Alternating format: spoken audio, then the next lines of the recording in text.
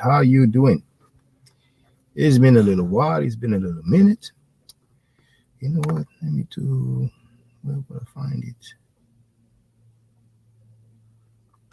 I think if I do this. Right there.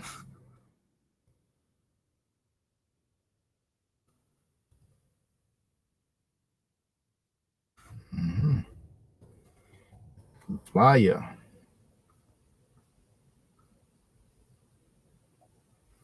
Okay.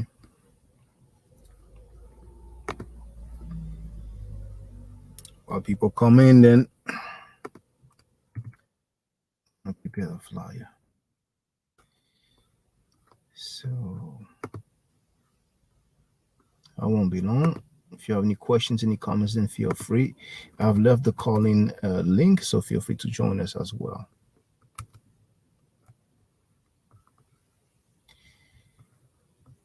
Where will I find it?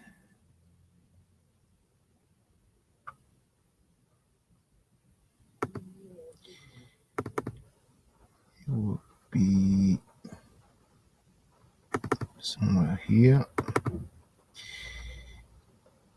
Yes.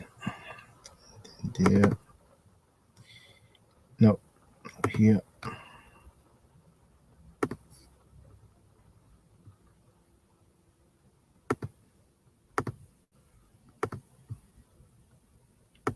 Here.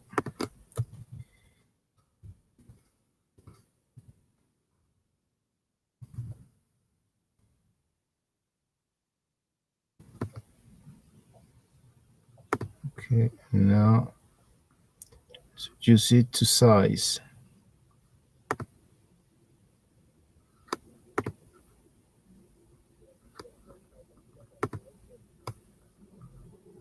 I will look actually. Let's try. Let's give it a try. Let's give it a try.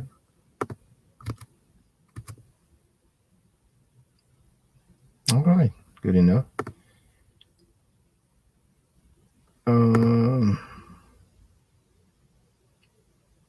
Okay, let's leave it like this. This is what has kept me busy.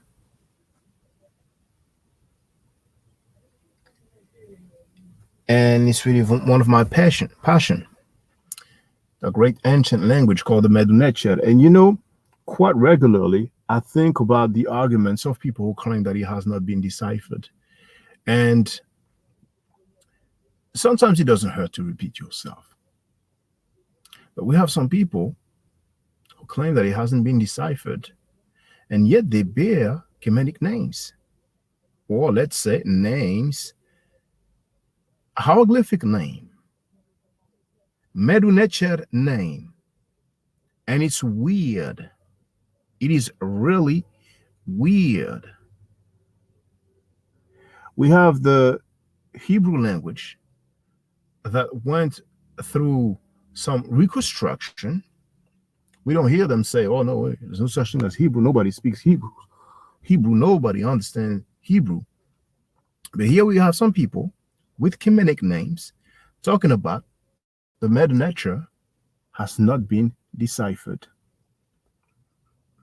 And once again, This will mean that all the scholars in the world, whether they have a bachelor's degree or master's degree or PhD, all those archaeologists, all those Egyptologists, all those linguists, because you have some courses about hieroglyphic as well, they are all wrong. It means that they will be all wrong. But some people, just because they said so, they are right about it. It's amazing. It is amazing. Now, can you share with me what you've heard about the Medu Neter? I'm curious. Leave a comment if you want, or call in if you want. Just let me know what's up. Let me know what's up.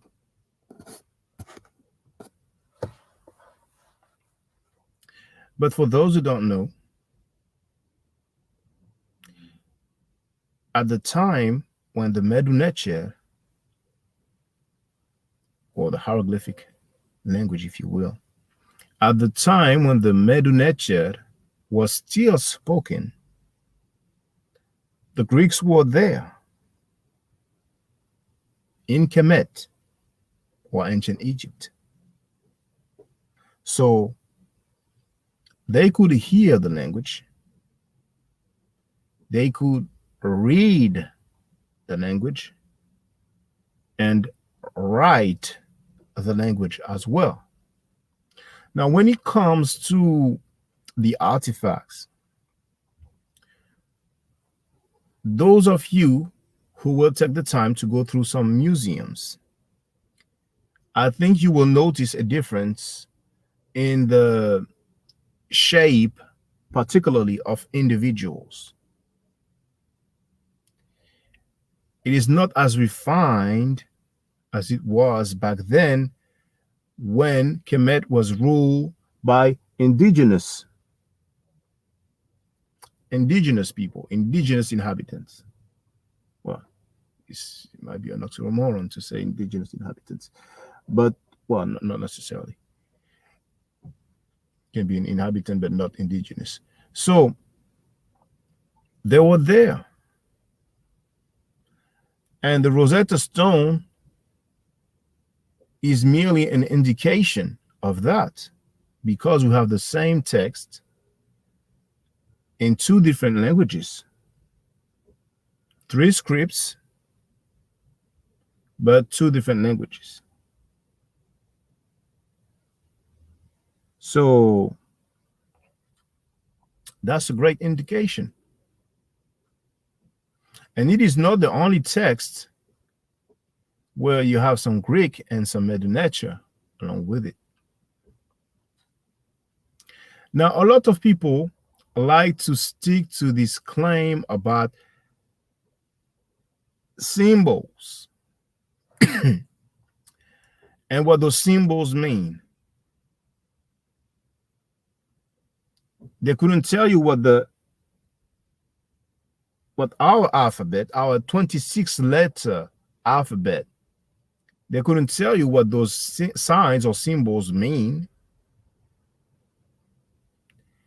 But we know the phonetic values. And with the Medu Neter, it's about phonetic values as well. Glyphs have phonetic values, and with those phonetic values, you make up words. But will we have any participation? Because I could flow, but you know how I do. I really like the interaction. So feel free. What have you heard? And even if you are of the opinion that it hasn't been deciphered, then feel free. We can talk about it. I would like to hear your arguments.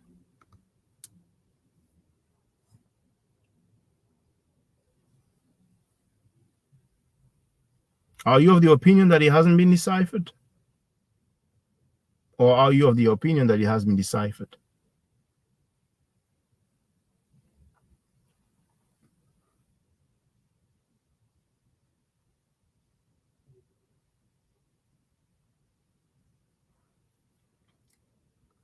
Now, we have Shaka Excel who wrote, Peace, Shaka. Just a question. Do you also teach West African history? Well, teaching is a big word, but I usually deal with history in general, more particularly Black history. And it is no secret that I have a preference for the Nile Valley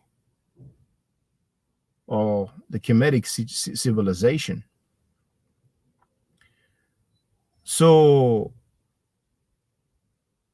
I guess that's where I have more knowledge because there are more records available. So when it comes to different West African culture, I know a little some.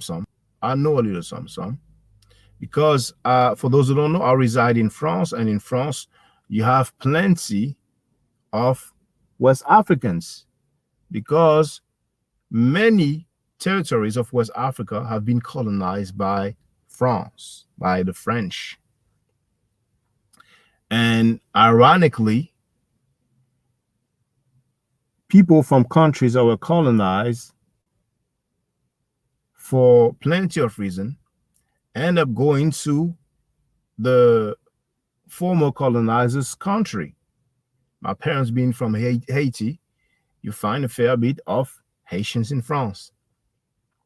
So in France, you have a lot of people from Mali, from Senegal, from Guinea-Conakry, and so many other places. You also have a lot of people from the Maghreb, or what English speakers would rather describe as North Africa. Now, Shaka Excel wrote, correct, I have family in France. For real? So where is your family from then?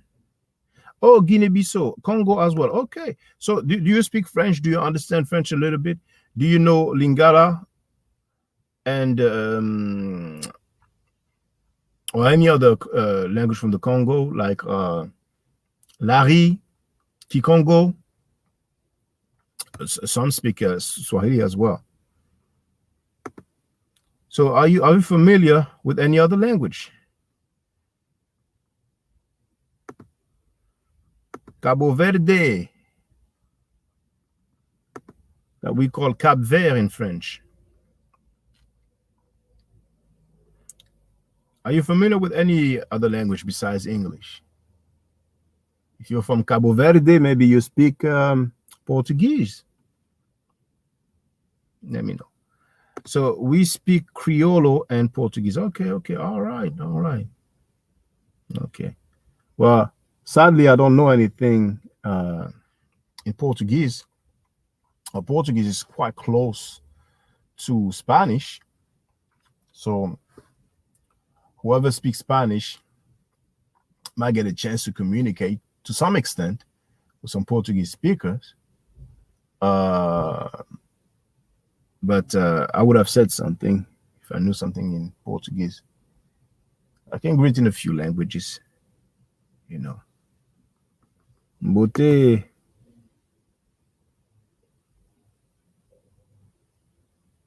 Habari gani.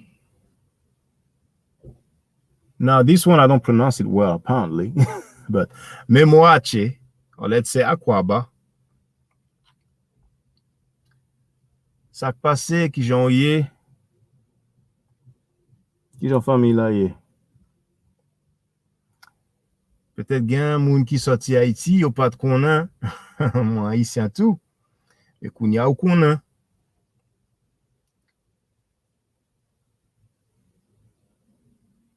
Ahlan tasharafna.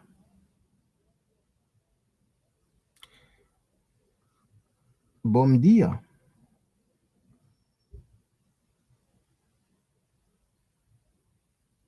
Okay. Well, feel free, Shaka Excel. It's the first time you come to join one of the last room, isn't it? And if you want, feel free to call in.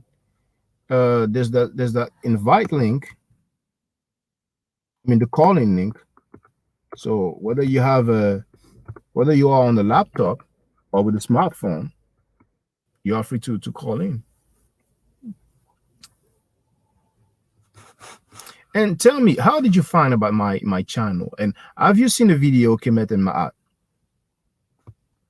Let me share that one because oh, he's working. Okay. Yeah, Shaka is working. Okay, no problem, no problem at all. Now this one, have you seen the video Kemet and Ma'at, brother? Here's the link here.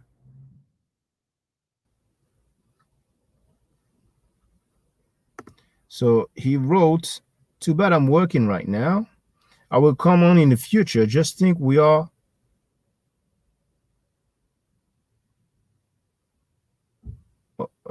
well, maybe so. Maybe he meant to write so in love because he says too in love with Egypt. Or maybe he meant to write we are too in love or too much in love with Egypt. Well, you know, brother, I understand what your stance, and a lot of people say that. A lot of people are tired of hearing about Kemet. But the thing is that we're talking about an empire that lasted for thousands of years, an empire where a lot of people were first known about.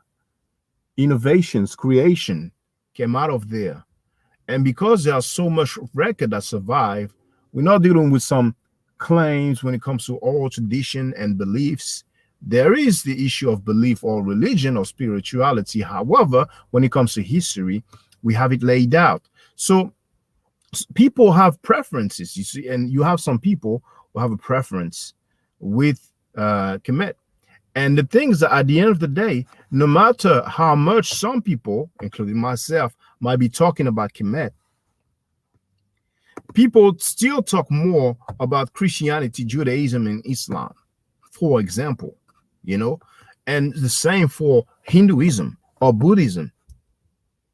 You have way more people who are into those school of thoughts or philosophies, but nobody says, oh, I'm tired of hearing about Christianity, Judaism, Islam, Buddhism, Hinduism.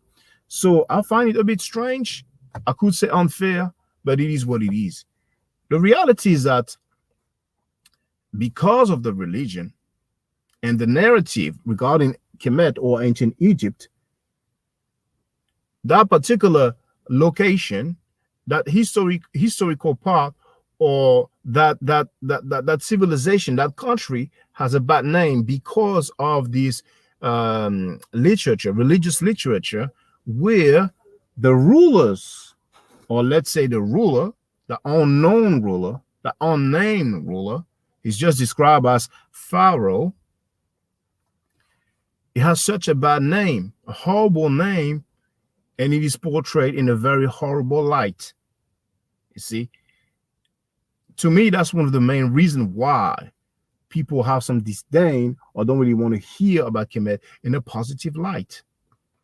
You see, I mean, religion is a strong thing. It's a very strong thing because people are living their life according to religion, and they are willing to do things, good or bad, because of religion. They have a drive.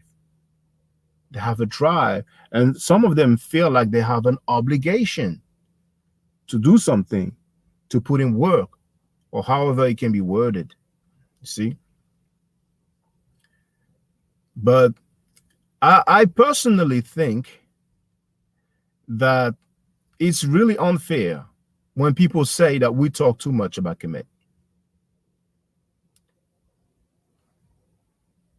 For the reason alone that I have expressed, the fact that at the end of the day, people talk more about Palestine or Canaan or Israel.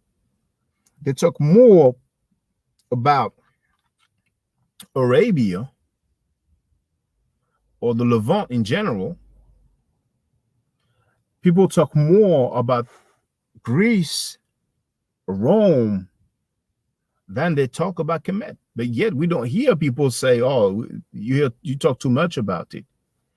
And there was another issue It might be considered sensitive, but a lot of people, and the majority of people who criticize Kemetic people, or who criticize the people who show some interest about ancient Kemet, a lot of time they don't even know any other language. They don't really know any other culture. They heard a few things here and then. They can say some things that they've heard, but they don't have an in-depth knowledge about a particular culture or a language. But they see some people who actually study a very ancient language. And for those who don't study the Medu Neter, they can still see some people who study a very ancient culture and have quite some knowledge about that culture, you see. I mean, I spoke to someone not long ago. It is recorded. And when I asked him, what's your culture? He basically told me that it was Christianity. Now, that's something that you were born with, or let's say that you were born into. But you have the right to choose. You have the right to choose, because if we go back in history, for people of African descent, we are aware for the most part how we ended up into some particular belief system or religion, you see. So people have the right to choose, you see.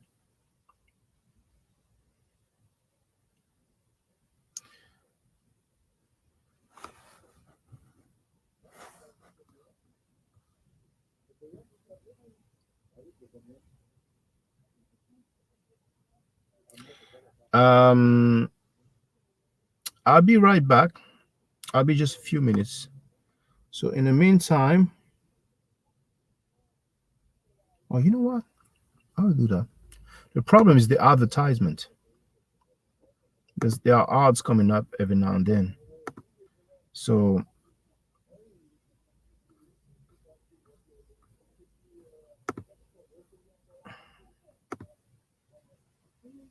I will share it.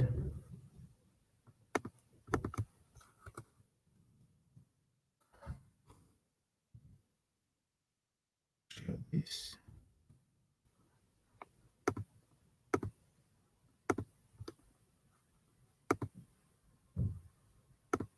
With the sound.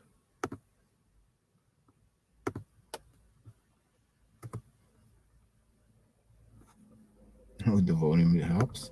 My goal is for you to Hotep, Introduction to Kemet, the missing link in Black history. I am Shakandu Kemet.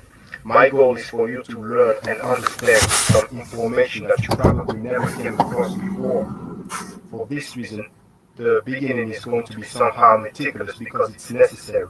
We are dealing with thousands of years of knowledge. We're going to deal with primary sources, originals. There's going to be name, dates, and places. So let's get right into it. Africa, Afuraka. I'm not going to waste time about the Middle East claim because it doesn't make sense, as you can see. I'm going to break down the word Kemet for you. That's the hieroglyph, the Medu Neter. Now, the first symbol, that's for Kem. It's a piece of charcoal, of course, crocodile skin, because that's what it's described as most of the time. Then you have the loaf of bread, that's the sound for T. Then the bird is actually a O, and that's for M. That sign there is the town, village, settlement, Egypt, Thebe. The numbers in bracket are the God in the list number, and it can be useful, even though our ancestors obviously didn't use that. Some of you might say, fine, okay, but where can we see Kemet? No problem. This is the second Kamose Stela, number J43, at Luxor Museum in Kemet, Egypt. We're going to see where it's showing that's line 23.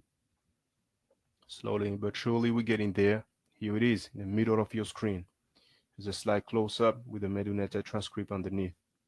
How old is Kemet? Thousands of years old. The first dynasty starts around 3100 BCE. Menes or Narmer or Mena is the king of the first dynasty. We're not even talking about pre-dynastic period. Some of you might wonder, really? Show and prove. No problem. Here is the royal list of Abydos located in Kemet. It gives in chronological order 76 kings from Menes that's Narmer, to Seti the First. Then you have the ancestors chapel of King Jehutimes, commonly known as Thutmose III. It's from the Temple of Ammon in Karnak, number E13481 bis in the Louvre Museum in France.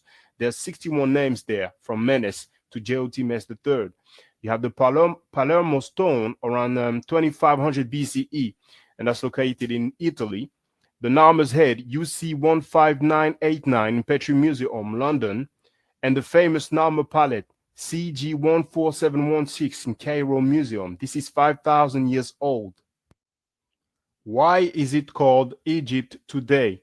It comes from Het Kap Ptah, the house of the Ka of Ptah, which gives Aegyptos in Greek, Aegyptus in Latin, and finally Egypt in English.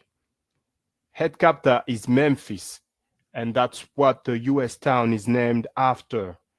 I am going to show you where our ancestors wrote Het Kap Ptah about 3,000 years ago, but first I want you to get some understanding about the source that I will use. Pert M. Heru, commonly known as the Book of the Dead. It's a papyrus that's 3,000 years old, kept at the British Museum, number 10470. It's a compilation of spells and things to get you through the afterlife. It has to do with spirituality. Every time we quote the book, that's the edition that I'm on. You need to understand that there's all the versions, right? People will have that when they die, it'll be there with them in the coffin, and you have different ones, and I can give you examples. Here's the Pert M. Heru of Hunefer, around 1300 BCE, located at the British Museum. This one is the Pert M. Heru of Nat, same date in British Museum again. Pert M. Heru of Nebseni, 1400 BCE, same location in London. Pert M. Heru of the scribe Nebked, that one is in the Louvre Museum in Paris, France. Those texts are derived from other ones called the coffin text, and here's an example right there. Coffin text of Goa around 1800 BCE from Der El Bersha in Kemet, number EA30840 in the British Museum. That's well over 3,000 years old. The coffin texts are derived from older texts, which are the pyramid text. And there you can see the pyramid text of Unas around 2300 BCE. That's well over 4,000 years old. And then the pyramid text of Teti I in Saqqara, Kemet. Okay. Now, why is it called the Book of the Dead? Because it was found in coffin generally, like the one for Ani, for the scribe Ani. And we can check out the real name. It's actually in the book. So let's have a look.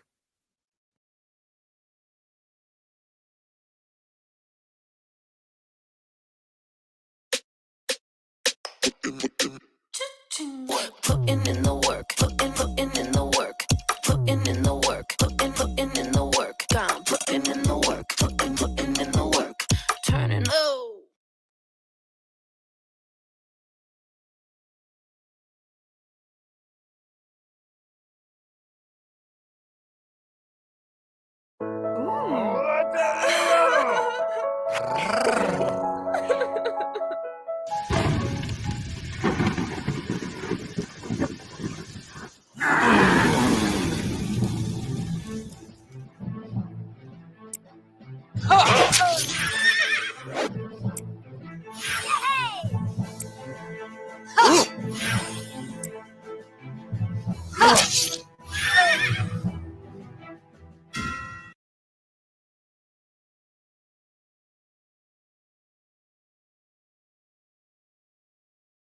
Page 28, the common name for the Book of the Dead, Pert M. Heru, which words have been variously translated, manifested in the light, coming forth from the day.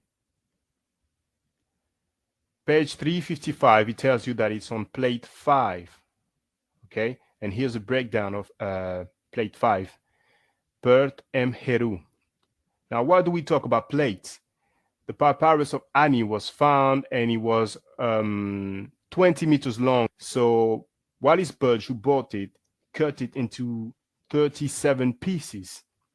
That's why we are talking about plates. And There we're dealing with plate 5, and I'm showing you where Pert Emheru is written. Let's have a look now. We're going to zoom in. There it is. That's right there. So I'm just going to cut that and then show you the Meduneta transcript. And it's just right there, Pert Emheru. You will notice that the hieroglyph is slightly different. It's because it's cursive hieroglyph. Remember, I told you I would show you Het Kapta. Let's go. Page 438. Check out the Meduneta for Het Kapta. Underneath, we have the translation. That's line 7. There it is.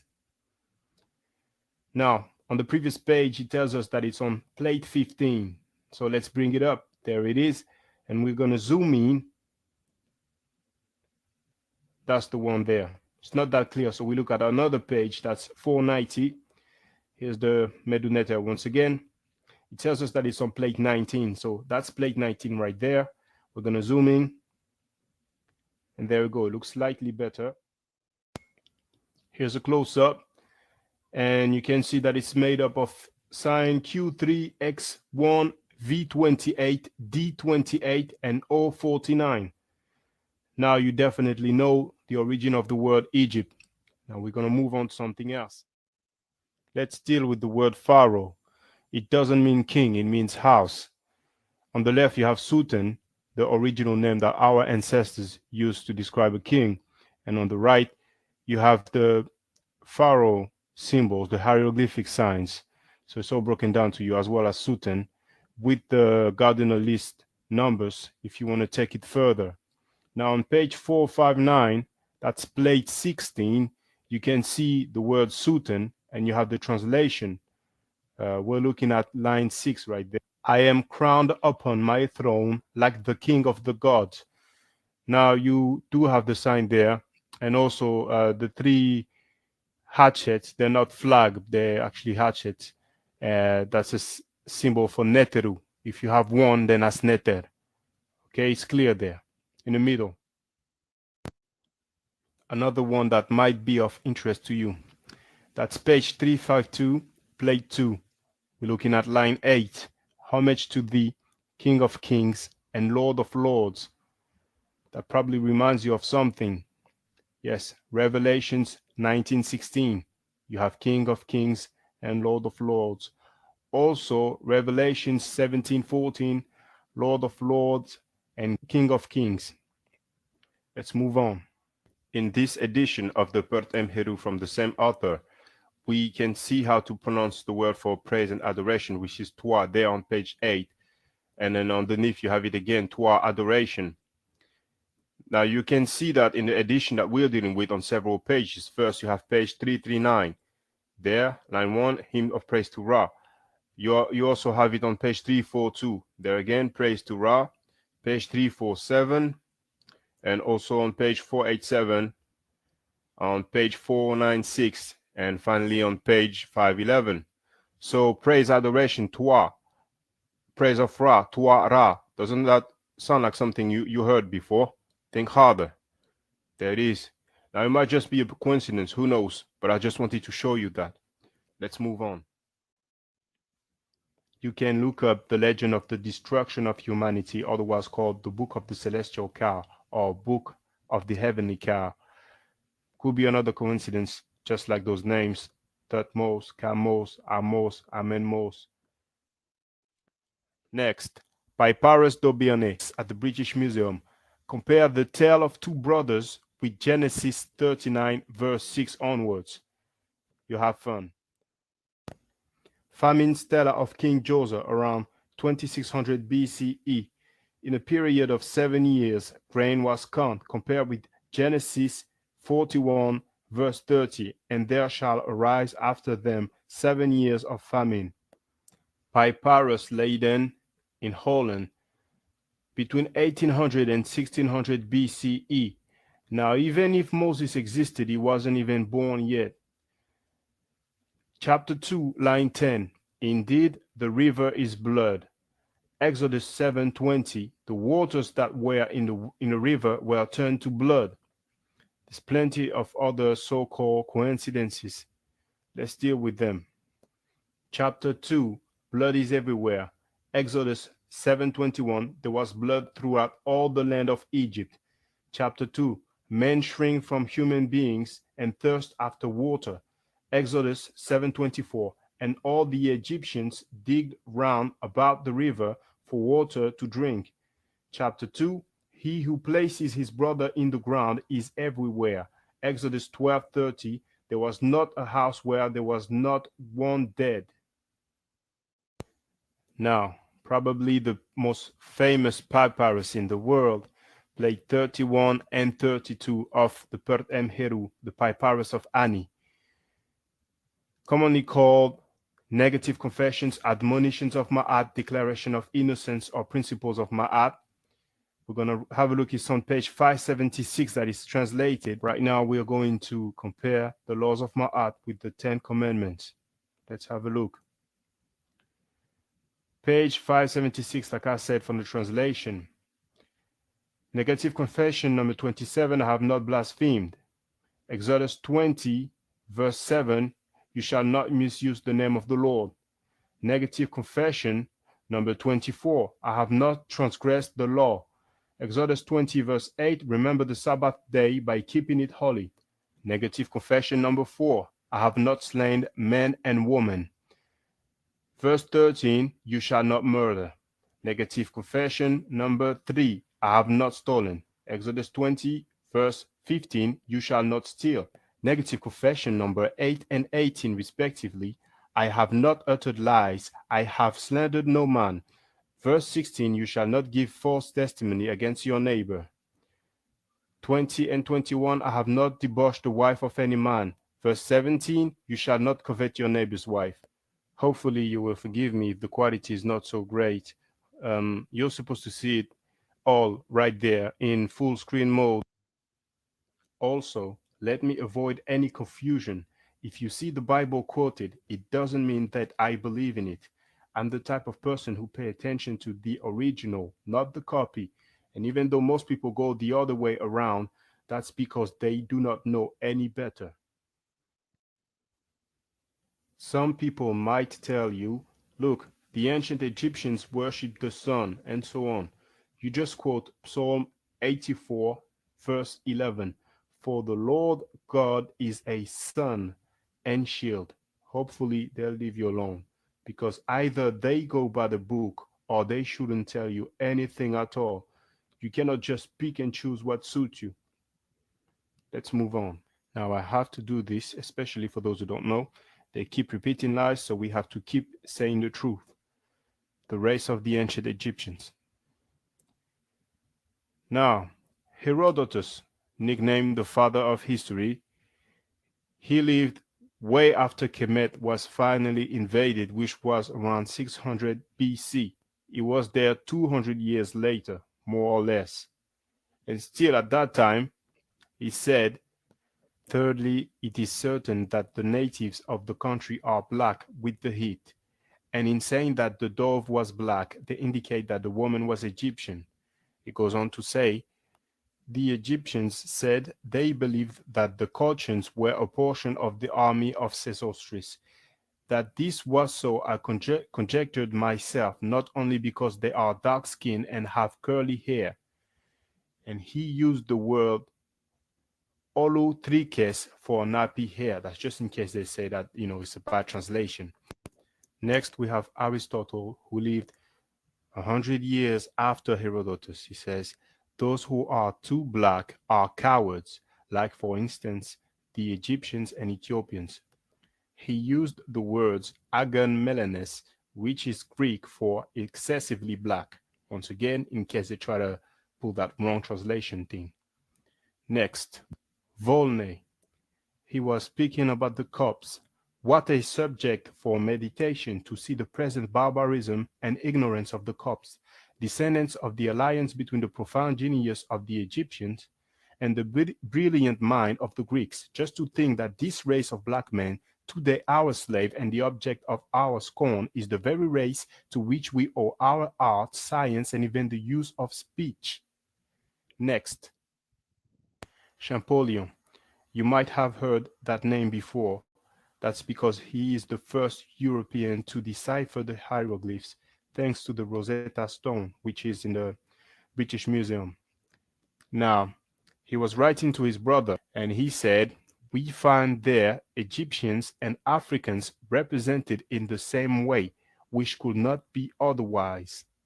Now, I'm going to show you what he was describing. That's a painting from the tomb of Seti the First. It represents the races of men as known by the ancient Egyptians. As you can see, it is greatly damaged and it doesn't look natural to me. I think some stuff were bothering them. They didn't want us to know because not only you have the image, but also you have the meduneta, the hieroglyph, which describes the scene. But anyway, there is that drawing there, which is supposed to represent what I just shown, and it suits them because they're trying to say that the darker complexion is a Sudanese, and then the one on the right is an Egyptian. But it's not the only place where they have shown the races of men as known to them. And Champollion actually talks about this in the letter to his brother. For example, there's the tomb of Ramesses III, and there's a German archaeologist called Lepsius who has made a drawing to depict that. Now, before I read it, I want to let you know that Cheikh Anta Diop actually used that image for the cover of his book Nation Nègre et Culture, which is the French equivalent to African Origin of Civilization, Myth or Reality. Now, the what is written says this painting from the tomb of Ramesses III, 1200 BC, shows that the Egyptians saw themselves as black and painted themselves as such without possible confusion with the Indo-Europeans, Caucasoids, or the Semites. It is a representation of the races in their most minute differences, which ensures the accuracy of the colors. Throughout their entire history, the Egyptians never entertained the fantasy of portraying themselves by types B or D. Now, A is the Egyptian seen by himself, black type. B is the Indo-European. C, the other blacks in Africa. And D, the Semite. Now, I do not know if that description is actually on Lepsius' book because I haven't read it and I haven't seen it. But I know for a fact that the image is because Job has made the references in his book, okay? Now, keeping with the topic, race and color, I want to address the red thing there. I know they're throwing that a lot. You need to understand that 3 to 4,000 years ago, people didn't just walk to a shop and say, "Hello, sir, can I please have some black paint? Thank you." No, it didn't work like that. What they had to do is use the nature to come up with the coloring, okay? And one thing is the red ochre that was abundant over there. And I'm going to give references for you to see. And I'm going to show you even more. Let's have a look. Life and Death in Ancient Egypt by Sigrid Hedel Hoeneß, page 19. Red was produced almost exclusively from natural iron oxides abundant in Egypt. Egypt Revisited by Ivan van Sertima, page 53. Ancient Egyptians. The dark red race myth. The myth of the Egyptians belonging to the so-called dark red race was created in the early 19th century and continues to be perpetuated by modern scholars and laymen. This premise is based primarily upon the color generally used to depict the ancient Egyptians on wall and papyrus paintings and statues. I am of the opinion, similarly expressed by the late Senegalese scholar Cheikh Anta Diop, that there was no such thing as a dark red race. This hue, in fact, was also used in a symbolic context. Now look at these sisters from Namibia. They are from the Himba tribe. They are covered in red. There's another one who is covered from head to toe, the whole body. You also have that in Kenya. You can see it there. And just in case you want to say it's only sisters so far, there's a brother. So you can get an idea. A few centuries from now, they probably say, look, those people in Namibia, they were not black, they were not African, they were of a red race. They came from, I don't know, who knows, they probably say Asia or whatever, blah, blah, blah. They probably say they were mixed race and blah, blah, blah. Anyway, compare the crown with the hairstyle. Nefertiti, that's her real face. I know you're used to this one, but that one is fake. It's anonymous. I recommend to the sisters not to wear it. Here's a close-up. Compare the braid on that brother there with Akhenaten's daughter. Compare Tutankhamun's necklace with this sister from Kenya. Check out the colors. Compare the shape of Akhenaten's head with this brother from Rwanda. Another Himba sister from Namibia, and Akhenaten's daughter on the right. Look at the top of the hair. Watch carefully. Another Tutsi brother. He's not the same as before, but obviously the hairstyle is similar. You can compare that with the blue crown. Have a look at Akhenaten's mother.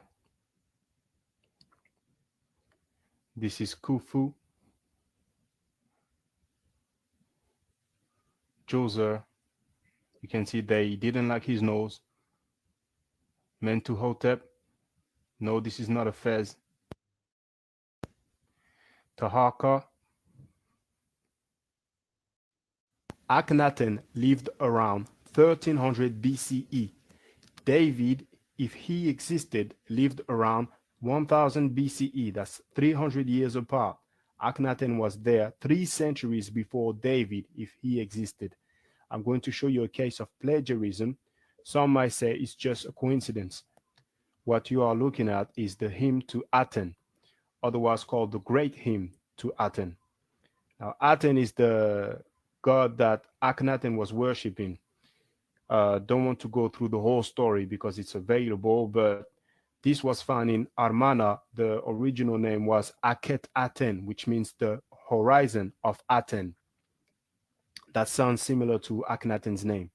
Now, what I'm about to do is compare the hymn to Aten with Psalm 104, and I will only say the verses because it's all in the same chapter, which is, once again, Psalm 104. Hymn to Aten. When you set in the western horizon of the sky, the earth is in darkness. Verse 20. You bring on darkness and night falls. Hymn to Aten. Every lion comes forth from his den. Verse 21. The young lion roar after their prey. Hymn to Aten. At daybreak, when thou arisest on the horizon. Verse 22. The sun ariseth. Hymn to Aten. All the world, they do their work. Verse 23. And man goes out to work. Hymn to Aten. Trees and plants are flourishing. Verse 16. The trees of the Lord are full of sap. Hymn to Aten. The birds which fly from their nests. Verse 12. Beside them the birds of the heaven dwell. Hymn to Aten. The ships are sailing north and south as well. Verse 26. There go the ships. Hymn to Aten.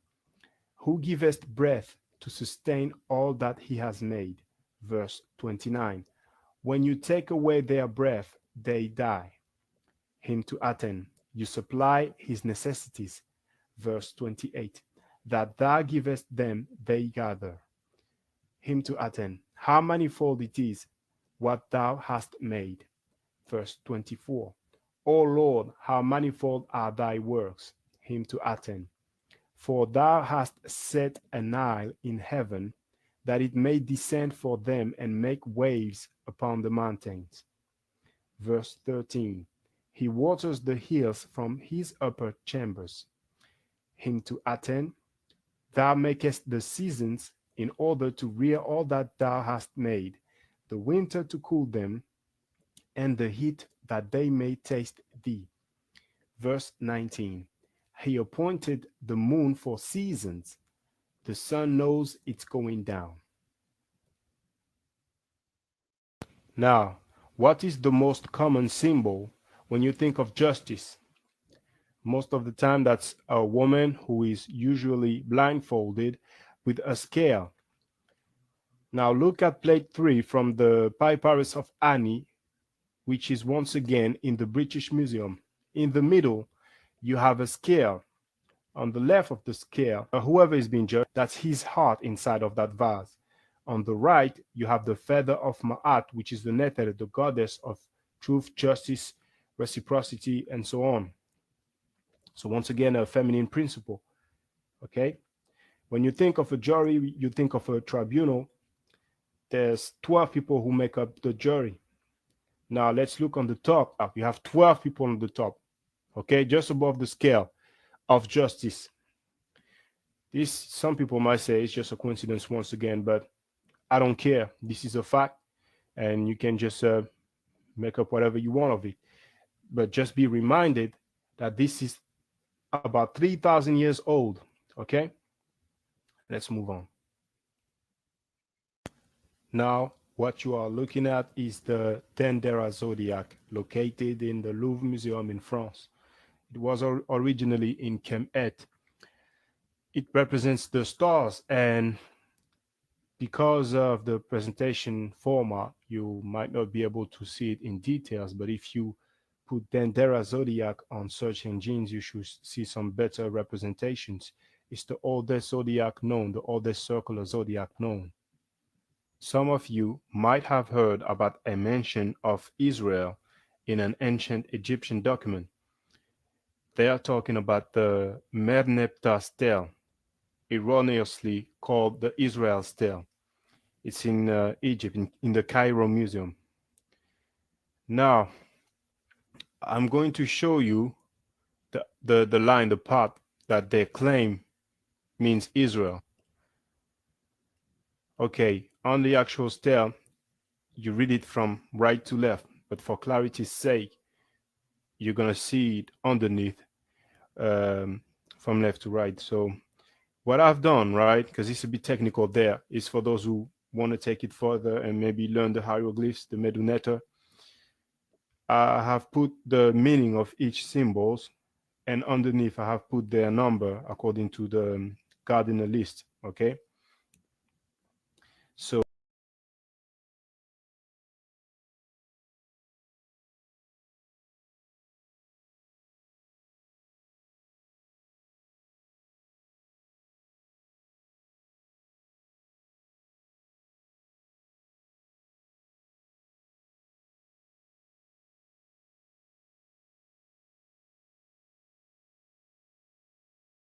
So basically what it spells is Isri-ar or Isrir, okay? And that's how it's spelled most of the time, okay? And another thing that's important, the last symbols is a man and a woman, and underneath you have the 3 strokes for the plural. So that tells you that it's talking about people, not an actual place. So it's talking about people. So saying that it means Israel is wrong, definitely. Okay. So if anybody is trying to throw that at you, then you know how to get back at them. All right. That's very important because there's so many misconceptions. And the funny thing as well is that they are always trying to use, I mean, when it comes to archaeology, you know, and they try to have some legitimacy, they always have to go to the Egyptian documents. You understand? Anyway, let's move on. Now, I think you would find this interesting. Daily Life of the Ancient Egyptians by Bob Brier, page 235. Egyptian woman gave birth sitting down so gravity assisted the baby's exit, permitting less forceful contractions. Doctors probably did not assist at childbirth. That's what it probably looked like at the time. Then we are told how they will find out the gender of the child. On the same page, it goes on to say, the woman urinated on 2 test patches of emmer and barley seeds for several days. If either grew, she was pregnant. If only the barley sprouted, she would have a boy. If only the emmer, it would be a girl. Okay, soon I will show some visuals, but before that, I want you to see once again how they have copied some writings from our ancestors, and it ended up in the Bible. What we're going to deal with is Amenemope, who lived between 1290 and 1190 BCE. That was during the 19th dynasty. And his writings are in the British Museum. It's called the Amenemope Papyrus, and it's dated around 1000 BCE. We're going to compare that with the Proverbs, and Solomon is the alleged author of the Proverbs. He lived around 950 BCE. So you can clearly see that Amenemope was around way before that. Okay. Now, Amenemope's instructions, chapter 1. Give your ears and hear what is said. Proverbs 22:17. Bow down thine ear and hear the words of the wise. Amenemope, chapter 1. Give your mind over to their interpretation. It is profitable to put them in your heart. Proverbs 22:17. And apply thine heart unto my knowledge. Amenemope, chapter 6. Do not displace the surveyor's marker on the boundaries of the arable land. Proverbs 23:10. Remove not the old landmark, and enter not into the fields of the fatherless. Amenemope, chapter 7. If riches come to you by theft, they will not spend the night with you. They have made themselves wings like geese, and they fly up to the sky. Proverbs 23:5. Whilst thou set thine eyes upon that which is not, for riches certainly make themselves wings, they fly away as an eagle toward heaven. Amenemope, chapter 9. Do not fraternize with the hot-tempered man, nor approach him to converse. Proverbs 22:24. Make no friendship with an angry man, and with a furious man thou shalt not go. Amenemope, chapter 10. God hates one who falsifies words. His great abomination is duplicity. Proverbs 12:22. Lying lips are abomination to the Lord, but they that deal truly are his delight. Amenemope, chapter 11. Do not covet the property of the dependent. Proverbs 22:22. Rob not the poor, because he is poor. Amenemope, chapter 13. Better it is to be praised as one loved by men than wealth in the storehouse. Proverbs 22:1. A good name is rather to be chosen than great riches, and loving favor rather than silver and gold. Amenemope, chapter 17. Make not for yourself a measure of two capacities. Proverbs 20:23. Divers weights are an abomination unto the Lord, and a false balance is not good. Amenemope, chapter 21. Do not circulate your words to others, nor fraternize with one who is too candid. Proverbs 20:19. He that goeth about as a talebearer revealeth secrets, therefore meddle not with him that flattereth with his lips. Now there's a bit left. I will still quote the Proverbs, but those parts coming are copied from the wisdom of Ptahhotep. He lived around 2400 BCE. There's two fragments in the British Museum, and there's a price papyrus in France written between 2000 and 1600 BCE. They're basically copies of earlier writings. And remember that Solomon, if he existed, lived around 950 BCE.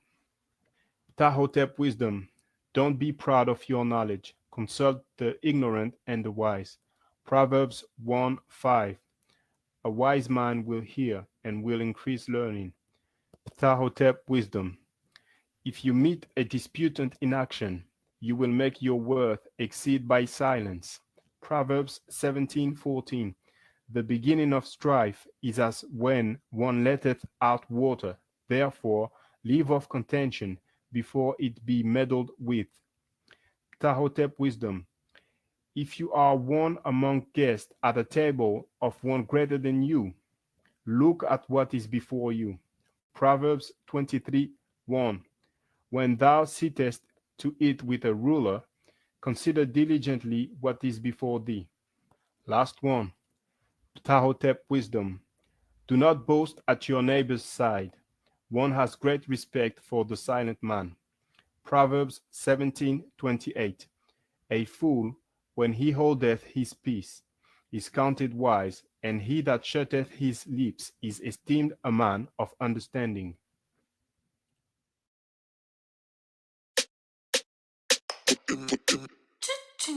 putting in the work, putting in the work, putting in the work, putting in the work, I'm putting in the work, putting in the work, turning low.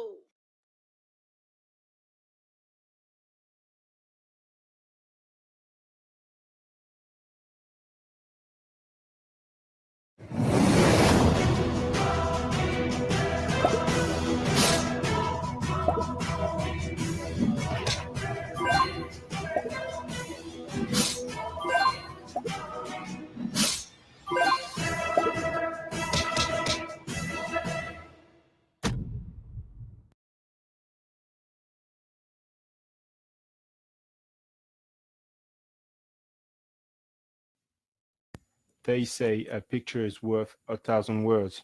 So let's have a look at a few. We're going straight to Giza. Now I know you know this. You saw this. Check out Orion. That's Orion's belt. Did you know that it was a line? And the pyramids, they're the oldest and the only remaining of the 7 wonders of the world. I'm not surprised they had to come up with the new wonders of the world. Now, leaving Giza, let's have a look at Saqqara. That's the step pyramid of Djoser, designed by Imhotep.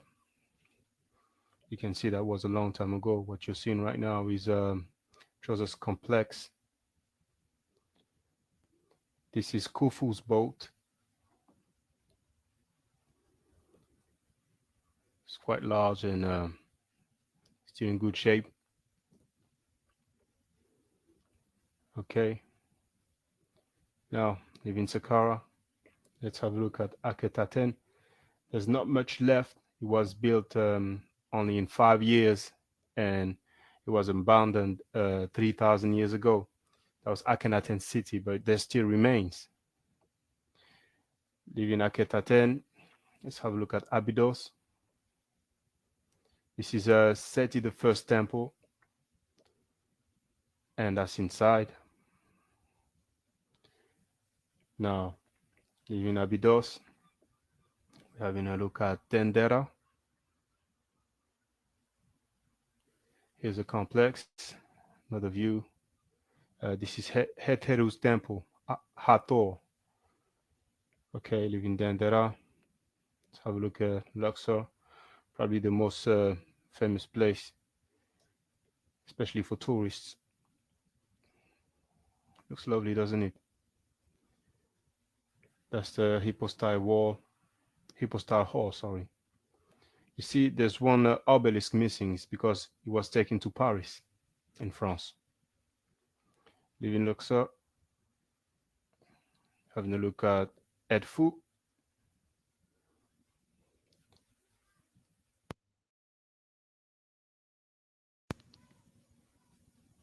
That's the rear view. Okay. Now we're going to have a look at Kom Umbo.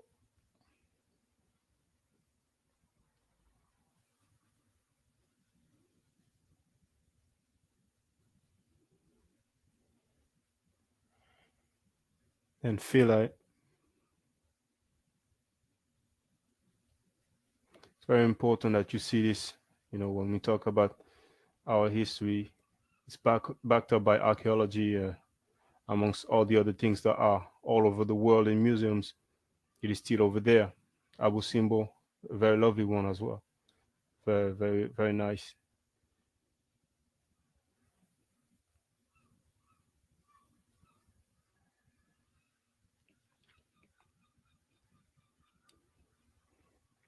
Ramesu II. Okay, that was just a quick overview. There's so much more to see. This is actually in Sudan, in Merowe. That's a temple for Ammon, to Ammon, and that's a few of the pyramids that are over there. This shows what we came from and what we got to. That's the first Trinity, Heru, Osar, and Aset. I want to thank my brothers and sisters who are down with Kemet, who are down with Africa, Afuraka, who represent. And it might sound funny, but most of the people that I am thinking, I do not know them. We are scattered all over the world, and we are trying to our best to open our people's eyes.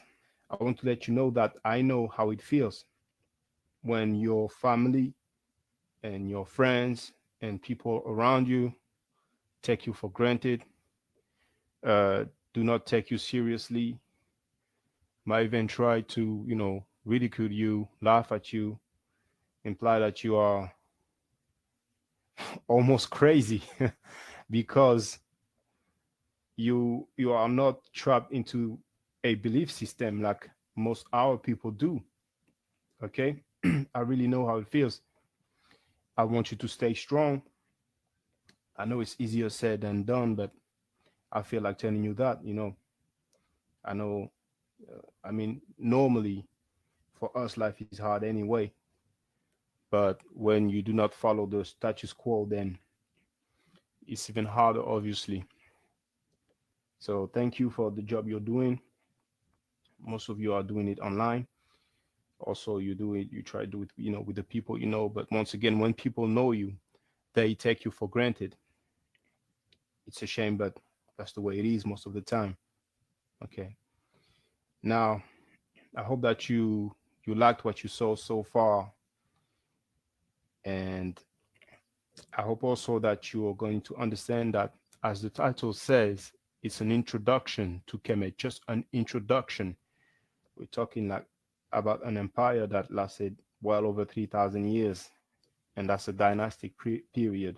Also, I would like you to not let anybody keep on lying about our ancestors, about this slavery myth in Kemet, about this alleged enslavement of the Hebrews, because this is all fiction, as history and archaeology shows us. It is really sad when we think about them. They lived good, they did good, they didn't go and assault people for no reasonable reason. They were defending themselves because they used to be attacked. Okay. But there's no comparison, you know, with the way that they used to live and the way that the others used to live. And then today, centuries later, we we are basically cursing them. You know, it's a very sad thing.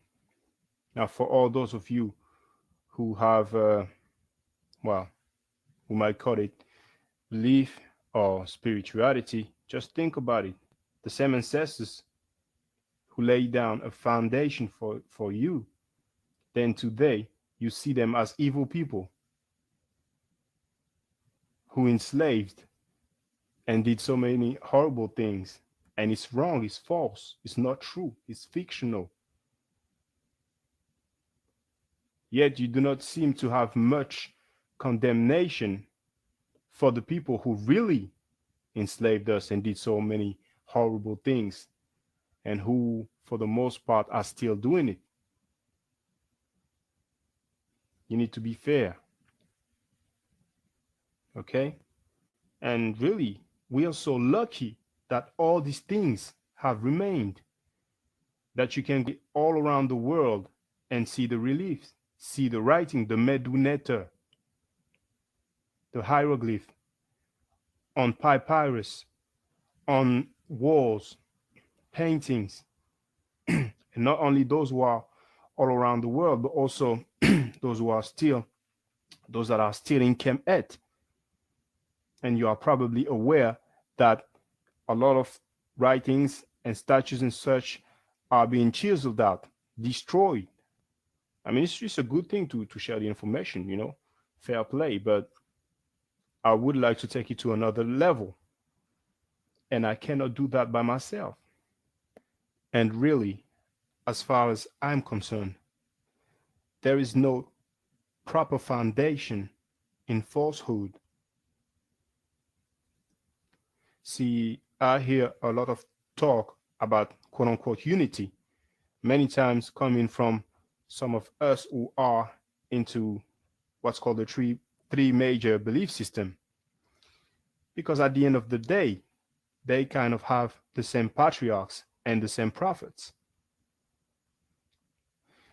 We have ancestors who have written literature way before those people, and we happen to find out that they have been copied, but yet we do not call them prophets, our own ancestors.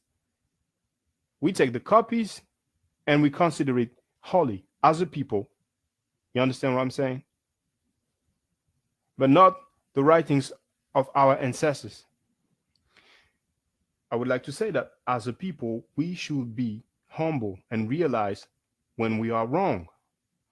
But most of us don't, because we have spent so many years into a belief system, we just do not want to take another route. And then at the same time, we're going to claim to be open-minded. Come on. You understand what I'm saying?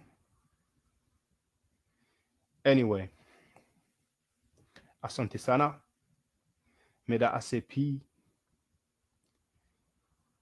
Thanks to the Neteru. Thanks to you, my brothers and sisters. Thanks to all the elders, the people my age, the people younger who represent, share the knowledge. Thanks to all those who do not lie to our people, because there's many who are lying to our people. And that's really sad. We don't need lies to get by. We need to be able to face the truth.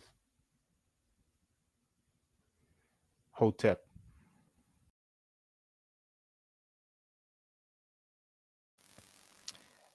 Okay, can you hear me, brothers and sisters? Time we're gonna claim. Let me see. Yes. Good. Microphone check. Let me see. Great. That's beautiful. All right, brothers and sisters, what you have seen is the video now called Kemet and Ma'at Before Judaism, Christianity, and Islam. That's the reason some of you heard me every now and then mentioning Kemet and Ma'at. I was actually talking about this presentation that I made a few years back, actually. So back then, it used to be called Introduction to Kemet. But for those who don't know the little story, some African-centered Pan-Africans flagged my account, so the video was lost after having 300,000 views. So in 2016, I created a new account, re-uploaded that video, and this time called it Kemet and Ma'at. I mean, just a title, really, just a title on YouTube. But you can see at the beginning it says Introduction to Kemet, because that was the original title. And now it has over 300,000 views. To be precise, it's 376,000 views. So I don't know, in a few months it will be 400,000. Now, I have shared the calling link. I would like to hear from some of you, or at least one of you, particularly if you never called in before. Just come and say hello. Come and say what's up. You understand? Don't be shy. Let me go through the comments that were left while the video was playing. But remember to share that video, okay? Remember to share it, because it takes less than an hour for people to be familiar, or for people to be introduced to this great civilization. So it's very important. You might feel, well, our friends, family members, they're not going to give you the time of the day. They don't care. Just share it. Don't ask yourself any question. Just share it. You can do that on Facebook. You can do that on Twitter. You can do that on Instagram. You can do that on WhatsApp. Some of you have WhatsApp groups. You can do that by sending some emails. You can just tell people about it, word of mouth, you know. You can just tell them about it, you know. You might have some relatives, some people that you've been going back and forth with or debating with, and you might be at their place or they might be at your place, and you can tell them, you know what, just sit your behind down and watch this with me. You understand what I'm saying? However way you feel will work, what they need to do is to see it. What they need to do is to watch it, and then they can carry on with their lives. It's not about joining a cult, because whenever it's not Abrahamic belief system, then most of the time it is a cult. Something that something that we should be wary about, something that we need to be scared of, something that we need to be careful about, you know. The status quo. Anyway, share this video. All right. Now,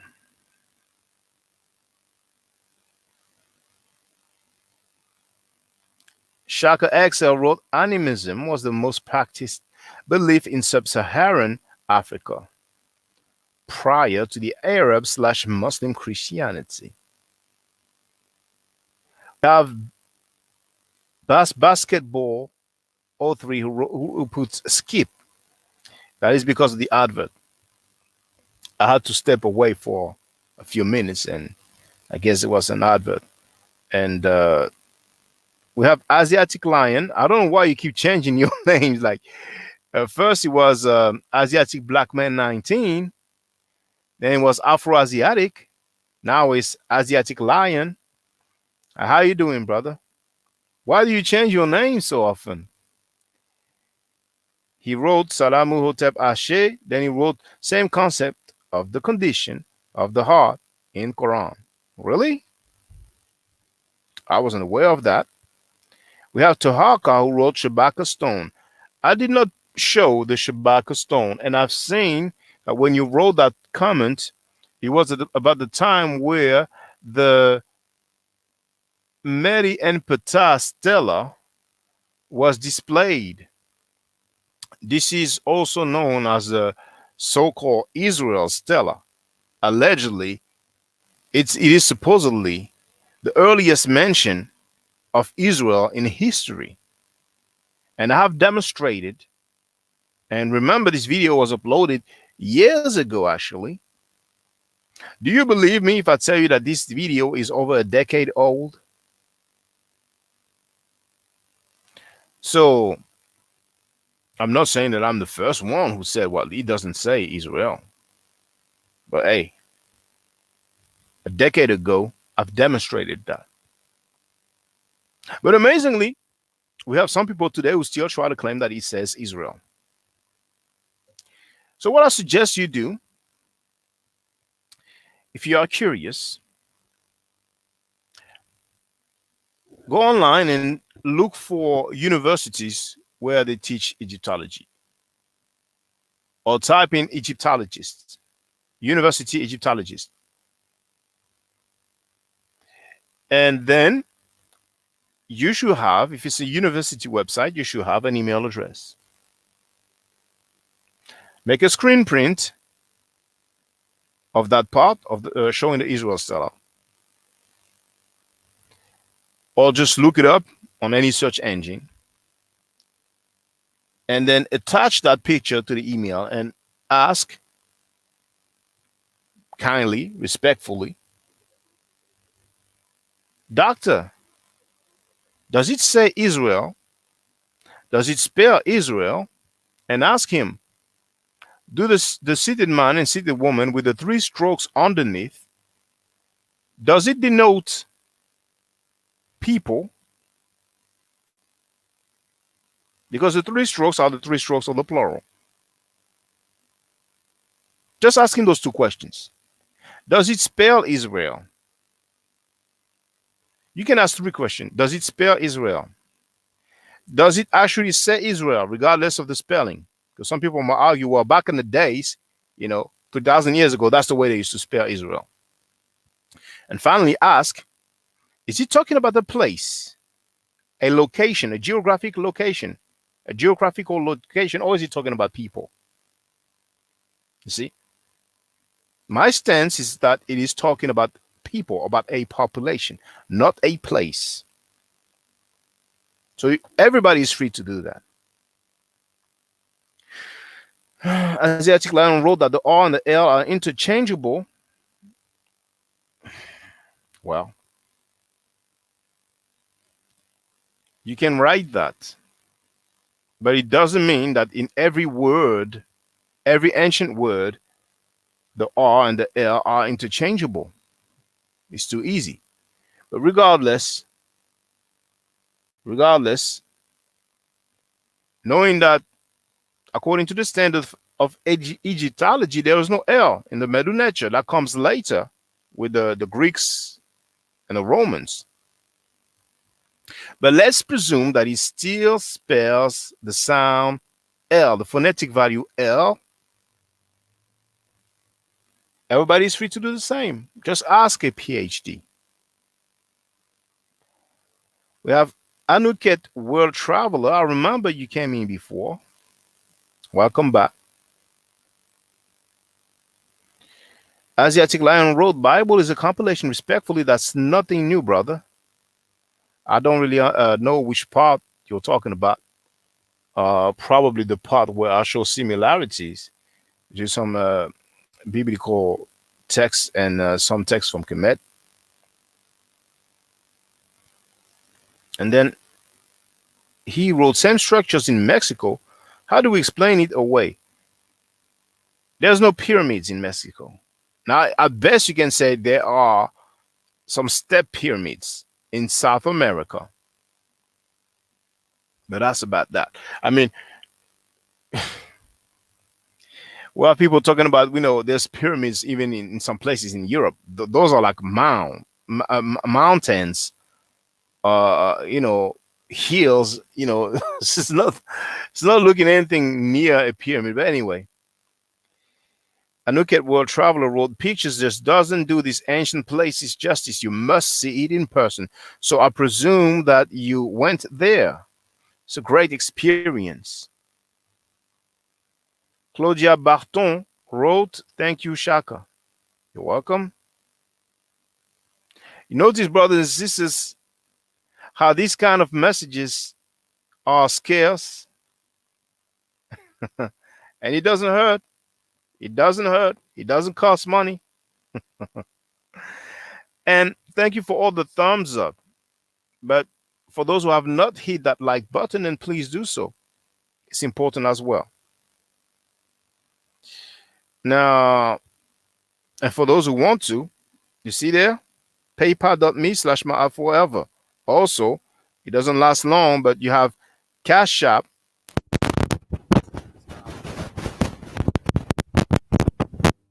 And you want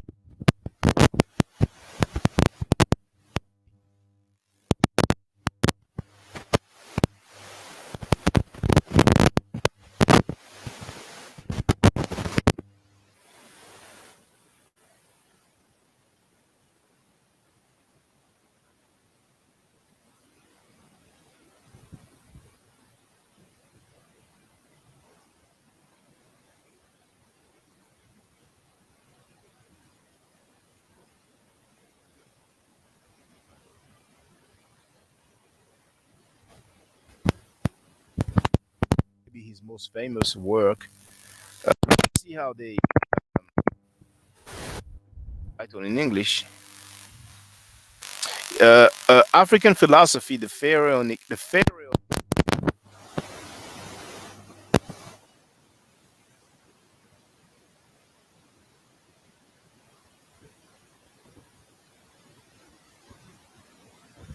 Dang. Lion wrote, I study Kemet, Bible, and Quran, and more. It's all ours, and West Africa, why not? The Bible and Quran is ours? Are you sure?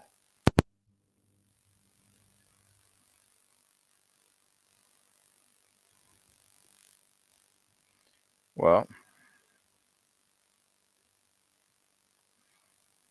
good work, but works go and grow. Hey, Radio One, it's been so long, bro. Now he wrote, "Peace, Shaka. Did you see how Chief X embarrassed himself on Sanetta TV?" You know, I'm going to be honest with you. There are other people that make me feel the same way,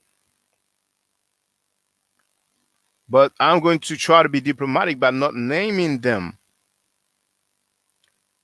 But Chief X, he has been so disrespectful toward the culture.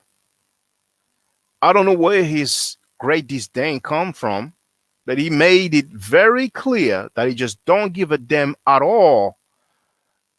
And I knew that when he made that video called, I can't remember exactly the title, but he said F Kemet and the Hotep word. I made a live stream addressing that. I sent him the link to the live stream. I went online on his Facebook, to try to let him know. And I'm not saying that, it's not a good thing that he didn't come. Maybe he was busy or whatever. But to make the long story short, brother Radio One, I just don't listen to this guy. I just don't listen. As a matter of fact, I'm not trying to act holier than thou or act like I'm superior or anything like that. But um, I don't feel like I can learn anything from this guy, so I just don't listen to it. And not everybody listens to me. Some people just don't listen to me. They don't want to listen to me for whatever reason. So I just don't listen to this guy. And there are other people.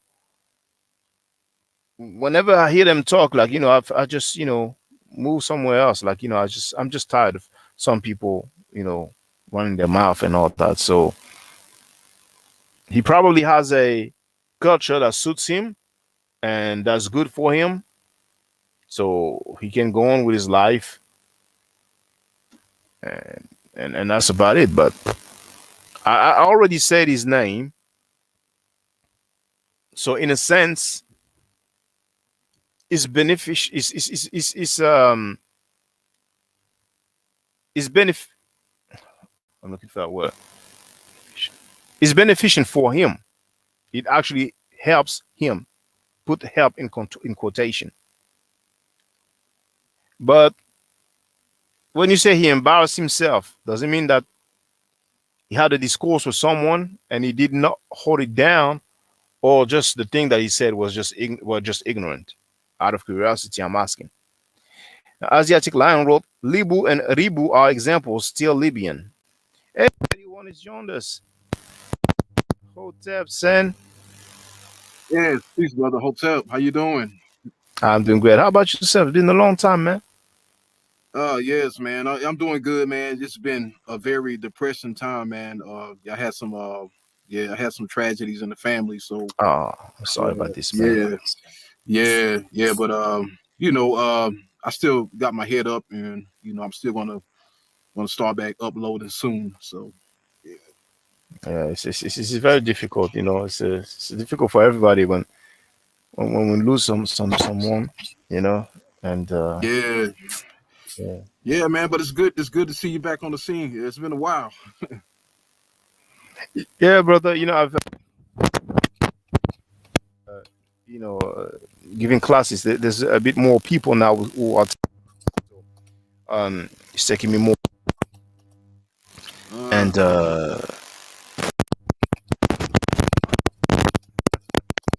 Yeah, your sound is acting up. breaking up. I'm sorry. Is this still breaking up now? Oh, Oh yeah, it's good now. Yeah. okay. Thank you for letting me know.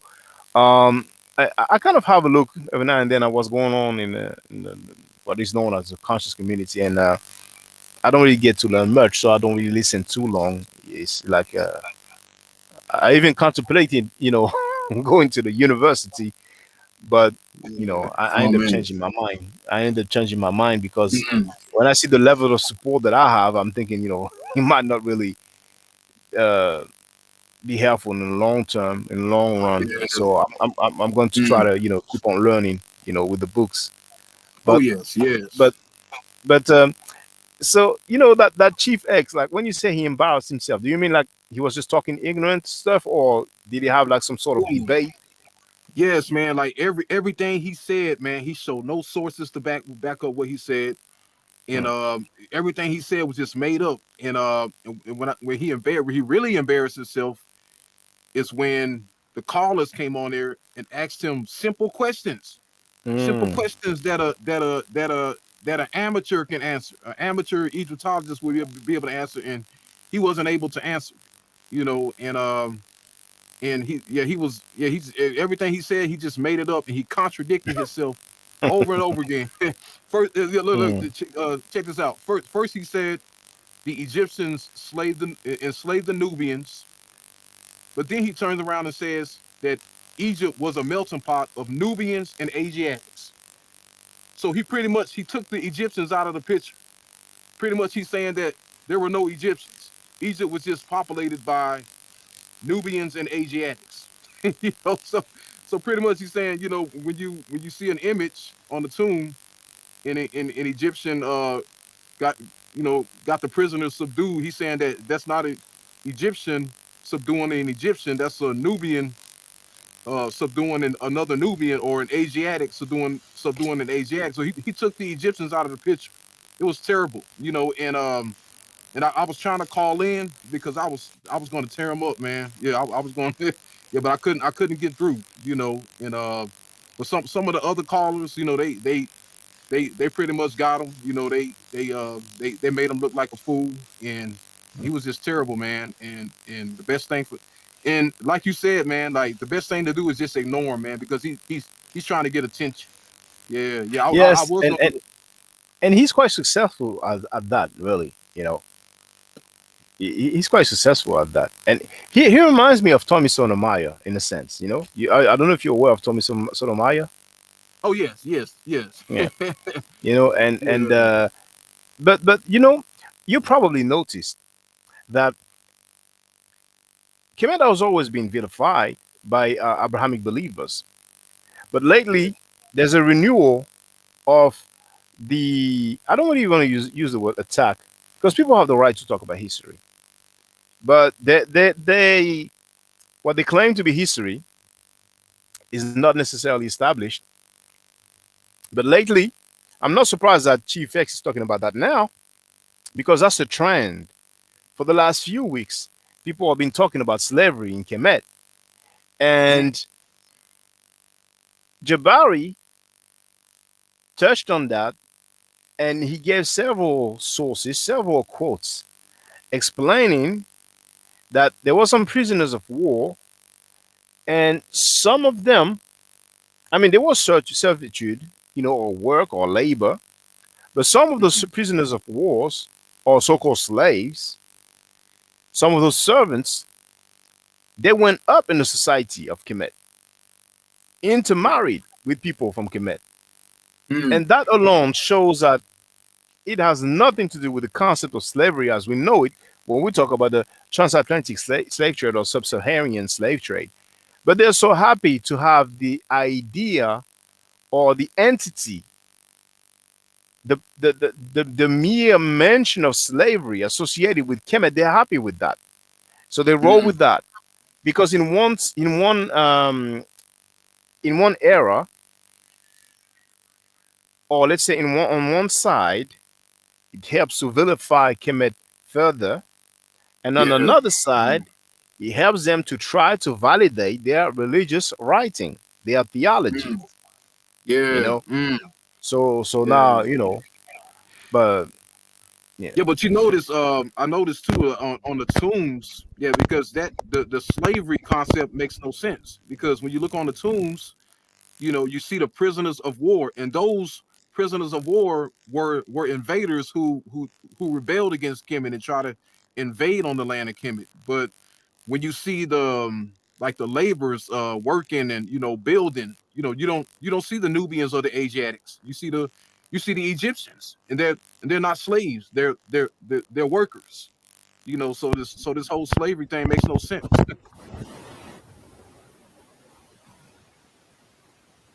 Yeah, your sound is off. Your sound is off.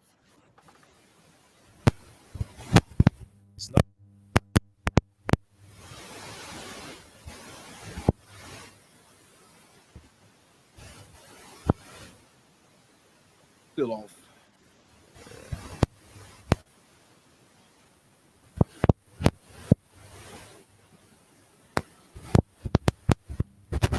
Still off. Yeah.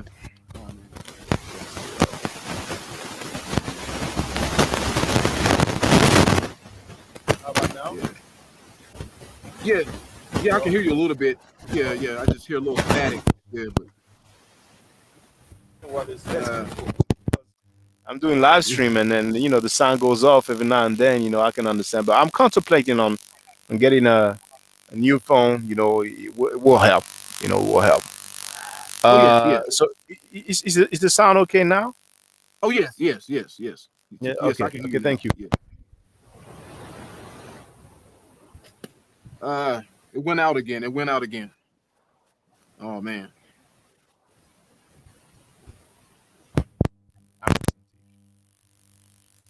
Just Yeah, because it's like I think every time you move it, it goes out. Yeah, it goes like up and down. okay. But Yeah, but if you can hear me, just speak. I'm going to listen to you. yeah, yeah. You're good now. You're good now. Yeah, yeah. Yeah, but I was gonna do a video responding to him, but I just decided not to waste my time and give him Good. give him that Good attention. move. Yeah, Good move. yeah, Good move. because he's he's not worth it, man. He's a novice, and he's a clown, and he's not worthy of any attention. So yeah, yeah, but yeah, it's sad what's going on, man. It's like a lot of these guys. It seems to me that they're still somewhat of Abrahamic, anti-Kemet, and man, what I've been hearing, man, just it's like what the hell, man, like the loyalty, it's like these guys, man, they need to just leave Kemet alone.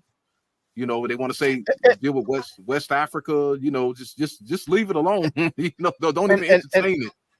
And brother, I don't know if you have seen that, but I remember when you made the video addressing Garfield because he had hung up on you, and you were a bit heated, which is understandable, but you removed that video.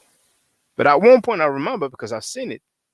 You told Reggie, Reggie, I don't know what you're doing there, And now, have you seen what happened? Yeah. He cursed out Reggie. He tried to apologize again. Reggie didn't accept it. And then after that, he went on Sanetta. He stated his piece, basically telling people that he was through with him, and and then Garfield came up with a video talking about Miss Reggie, all the while talking highly of Sanetta, talking about me and Sanetta. We'll talk about it behind the scenes. So it looks like an opportunistic move, He might know that he needs Sanetta because Sanetta has a huge platform, but it's more than bias. It's just illogical because Sanetta said a fair bit of stuff. And I'm not saying that I'm not saying that you have to clap back whenever somebody says anything, but if you go as far as putting the title Miss Reggie and saying all these things, I mean, but what is funny to me is that I don't understand Brother Reggie, because on one hand, he's siding with the people who vilify Kemet, and then I see him all of a sudden he's like, I'm here to defend Kemet. And I remember one day, and I hope he doesn't take it the wrong way. I even invited him because he left a comment on one of my videos. It was maybe the one about Shaka Amos, where Shaka Amos props.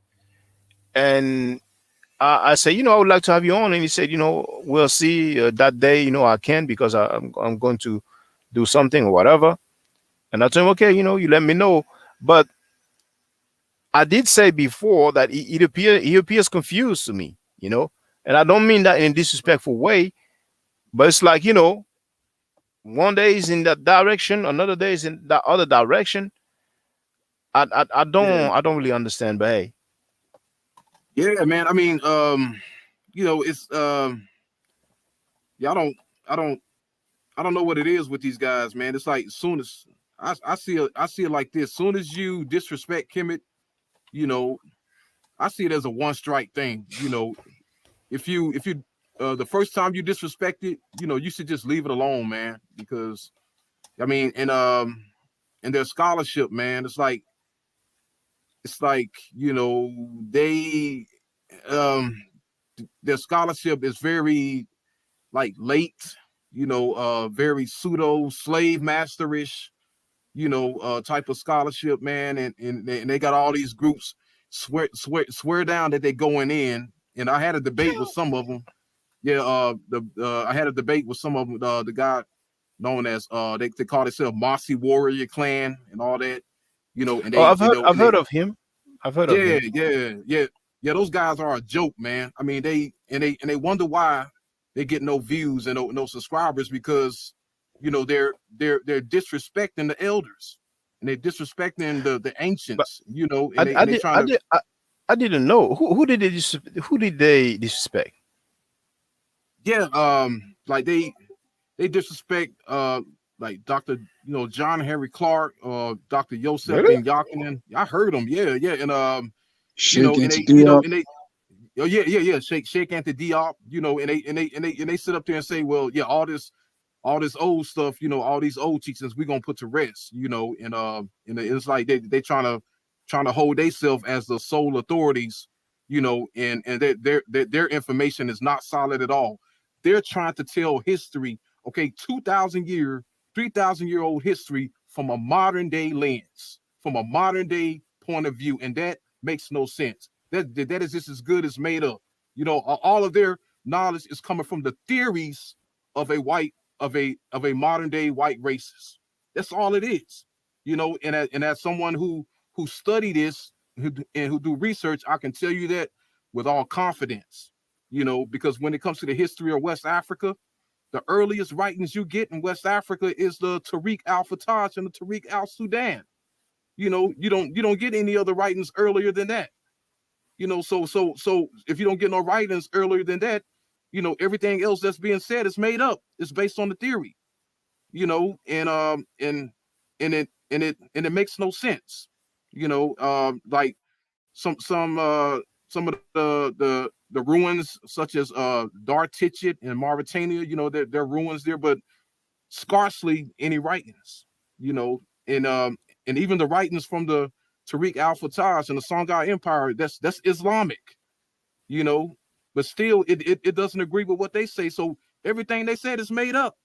And that's why when I had a debate with them, they all ganged up on me and they kicked me off, because I was exposing them, for their lies, and they try to take away that West African connection from Kemet, because if you saying that West Africa has nothing to do with Kemet, and you say that you're teaching the history of West Africa, then you're not teaching the real history of West Africa, because the real West Africa was connected to Kemet in the Nile Valley.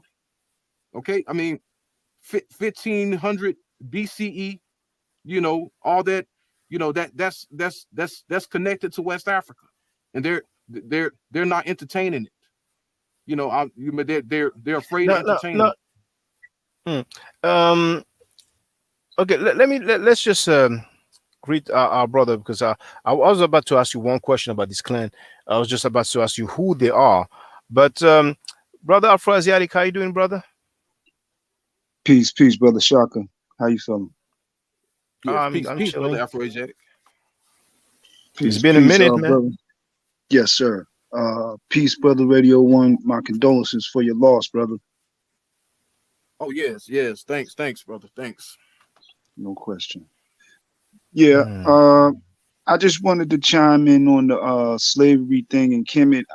I'm not one who revels in the idea or the notion of slavery in Kemet to condone any type of thing that's dealing with the Bible or Quran. But I will reference Basil Davidson, The Invention of the Slave Trade. And it's a book that I read many years ago.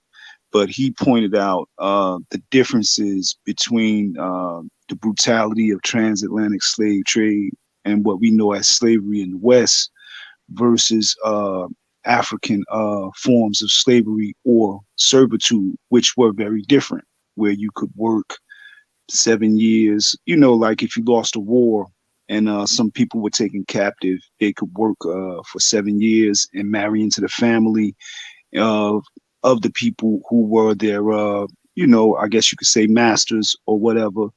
And it was just very different from what we see here in America. And that is Basil Davidson, Invention of the Slave Trade. I read that book maybe 16, 17 years ago, but he breaks that down, and I knew for a long time that there was some slavery in Kemet.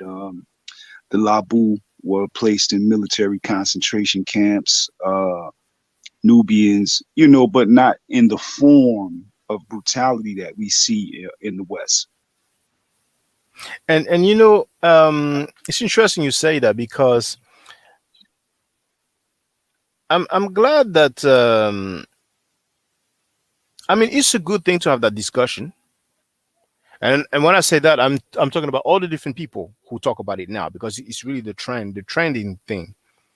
And it's a good thing, and I think that Jabari has done a great job to put it in context, because people seem to forget that we are dealing with situations with war, and very important.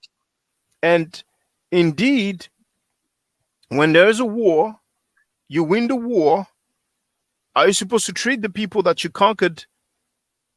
Conquered, it's not necessarily the word, but the people that you don't beat, Mm-hmm. How are you supposed to treat them like they're your brothers? Right. Like they're your kinfolk? You know what I'm saying? In some cultures, some society back in the days, they would just slaughter you and that's it. You know what I'm saying? Yeah. So Yep. now people try to vilify Kemet with issues of war. Like basically Kemet did not treat the people that they went to war with kindly enough. And it's a matter of fact. People can look it up and ask Egyptologists. Kemet used to be attacked on a very regular basis because Kemet had the wealth, you see? Mhm. So now we're in a situation where, they attack Kemet. They try to conquer Kemet. Like the Hyksos, for example. The Hyksos were chased away. So now it feels like, they didn't treat them nicely enough. World War II, when they captured those Nazis, Mhm. it was the firing squad. That's what they did. Now Yeah. some were just enslaved. Jailed for life, in prison for life. But a fair bit of them, they were lined up and rat-tat-tat-tat-tat. That's it. You know what I'm saying? True. And if people would have done that in Kemet, they would not be talking about slavery in Kemet. They would be talking about mass murder in Kemet. Yeah. but let me ask Radio One, who are the people from the clan, the Morsi warrior clan? Because I remember I forgot, Black Panther. Is he still part of the clan? Because I think he's the one who was the head of it. Yes. Yeah, I never had a conversation with him, but yeah, he wasn't on the panel at that time. But yeah, he's rarely on a panel, but yeah, but this it was this guy, his name, he goes by the name of Sean P. Inherit. He calls himself Inherit Calfani or some crazy name. Yeah, but he's he's a pathological liar. Okay, Yes. first yes, he's a pathological liar, man. He will take a text and literally destroy it. He will lie about that text so hard, and he makes himself look like a fool. But but he's but I had a debate with him, and this Negro even told me that Sunset does not mean west, you know, and yeah, I mean he's very yeah, he's a pathological liar, and he's a novice as well, and yeah, but he's I guess he's trying to, you know, trying to destroy and attack, you know, people who say, you know, who follow Kemet, and who lay connection to Kemet, and you know, try to connect Kemet with West Africa, you know, and saying that, you know, we not those people, you know, and when I asked him for sources, you know, he will pull up like an Islamic source or whatever, and he will totally twist it, you know, he will say what it don't mean, you know, and I mean, this guy's ridiculous, man. I mean, yeah, but you know, but everything he says is coming from modern day scholarship, and that's what I try to tell them, you know, like I've been knew what you guys knew, you know, and but the only difference is I know it's made up, you know, Right. so that's why when I teach, I stick to the text, you know, and they try to say that I was wet behind the ears, and I was like, no, I'm not wet behind the ears. I just know what's made up. I mean, if the information, Mhm, I mean, mhm. that's worse than pseudo, you know, made up, you know. Yeah. And When I, and can I? Okay, go ahead, brother Alfred. Go ahead. yeah, I just wanted to chime in. When I first met Sean on Dagger Squad, Garfield had called him to try to deal with me on some subject with I believe it was Hiram. I spanked him. You know what I mean? The first day I met him, I spanked him. You know what I mean? And he admitted, he said that I was too advanced, you know, for him. You know, but you know, the brother is, you know, I don't have nothing against him personally, but he is very emotional and he is a big time liar. Yes, yes, and Mm. when yeah, like when he was going over African history, I mean, he just totally ignored, you know, when West Africans said that their origins come from the East, you know, and that's based on sources, you know, dating back to the medieval period. But his sources is coming from 19th century. You know, I mean, just as good as made up. And I know, you know, these geneticist guys, they like to talk about the DNA, but that DNA goes back 30,000-40,000 years. You know, the time that we're in now, we're closer to the time of the pharaohs than the date that DNA is talking about. You know, 30,000 years, you know, the times of the pharaohs, that was 3,000 years. So you're talking about 20,000, 30,000 years before that. You know, we're even closer to that time, the time that we're living in now. So that, like, that's unlike really, like, unrelated to the subject, because the gap is so big, you know, and you can't, and I don't think that there's enough data to really, you know, come to any solid conclusions with DNA. You know, just 30,000 years, you know, leave it there. You know, that takes away nothing from us. You know, that does not take away, you know, who the Egyptians are, who the Ethiopians are, you know, but they try to use this to say who is who, and they can't do that, you know, and I just try to explain to the brother, you know, you gotta stay within the chronology. You know, you can't be talking about West Africa and Egypt at a time when Egypt was not even called Egypt no more. You know, it was, I mean, the Egyptians were not even called the Egyptians. They you know, during the time of the Islamic invasion, you know, the Egyptians were called Coptics or Quibites. You know, they had a name Quibit or Cop. You know, the Nubians. You know, they were not called the Ethiopians no more. They were called the Nubians, the Nuba. You know, the Sudan. You know, I mean, talking about a different time period. You know, and their scholarship is just it's way out of place. You know, it's out of chronological order, and you know, and I just don't want to waste my time with them, you know. But you know, if they disagree with me, you know, just be a man, come to my channel, say, yeah, brother, I disagree with you. Let's have a debate, you know, and we can get the truth out. But you know, but yeah, I mean, I don't like what I'm seeing, man. You know, and and I just, I hate to make up stuff, and I go by the records, and I don't want to make up anything, you know. Yeah, but And I mean, brother. I'm sorry to cut you off, but um, like on my channel, I think people will agree that when people call, whether they agree or disagree with me, I let them a chance. I give them a chance to speak. But maybe what we as a people should try to do when there's something that we want to debate over is to try to find someone will be more or less neutral and go on that person's platform, or maybe have that person on one of the two belligerents, for lack of a better word, one of the two debaters platform, to act as a moderator.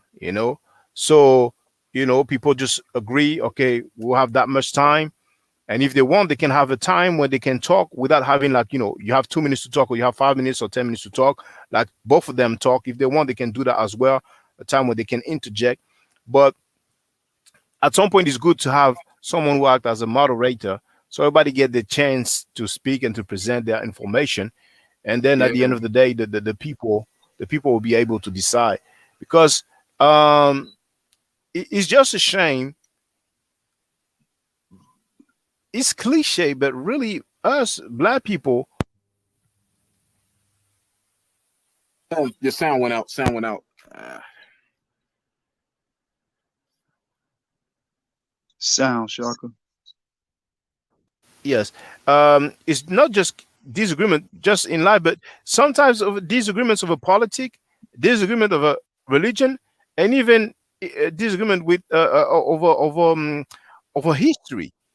And it's mhm. just sad that a lot of time we end up beefing. I mean, I remember, and a lot of people have seen that time period when I was being greatly attacked. I was accused of being an agent.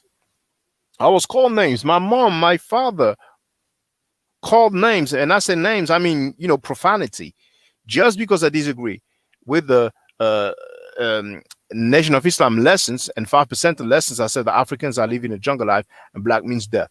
And also when I came out and showed some documents, some archaeological documents Yeah, you froze up. saying, Yeah. look at those documents, look at those. Okay. Yeah, you're good now. You're good now. Better now. Oh, okay, thank you. Yes, thank you. And just because I was saying, to me, they're not black. They look white to me. And I mean, the onslaught against me, it was just crazy. And unfortunately, I said it's cliche, but other people, not just white, but Asians, Indians, Arabs, when they disagree, they don't go as far as we do. You know, and over time, as time goes by, and we get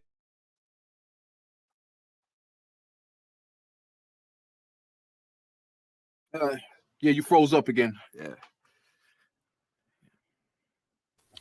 okay. I hope Yeah. I hope you can hear me now. There was a bit of loss of connection, Yes, but yes, can you hear me now? True. yes. Yeah. Okay, I don't know if you can hear me now. So Yeah, we let can me hear you. see. Yeah, you're good. You're good.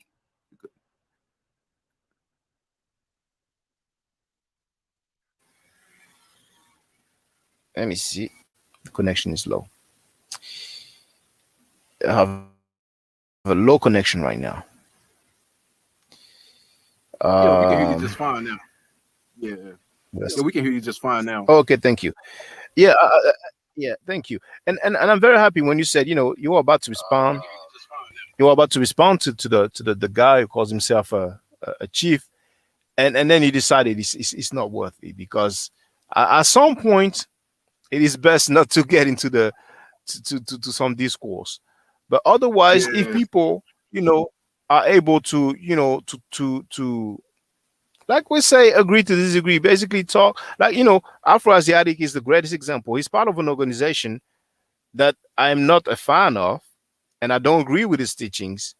I mean, not his teaching, not him personally, but the teaching of the organization.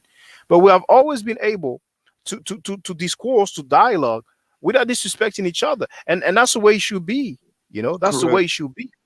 You know. Correct, Shaka. yes, And yes. and and to add on to that point, like That's because you're strong in your foundation. You know what I mean? So you know, all we're gonna do is basically dialogue and exchange thoughts.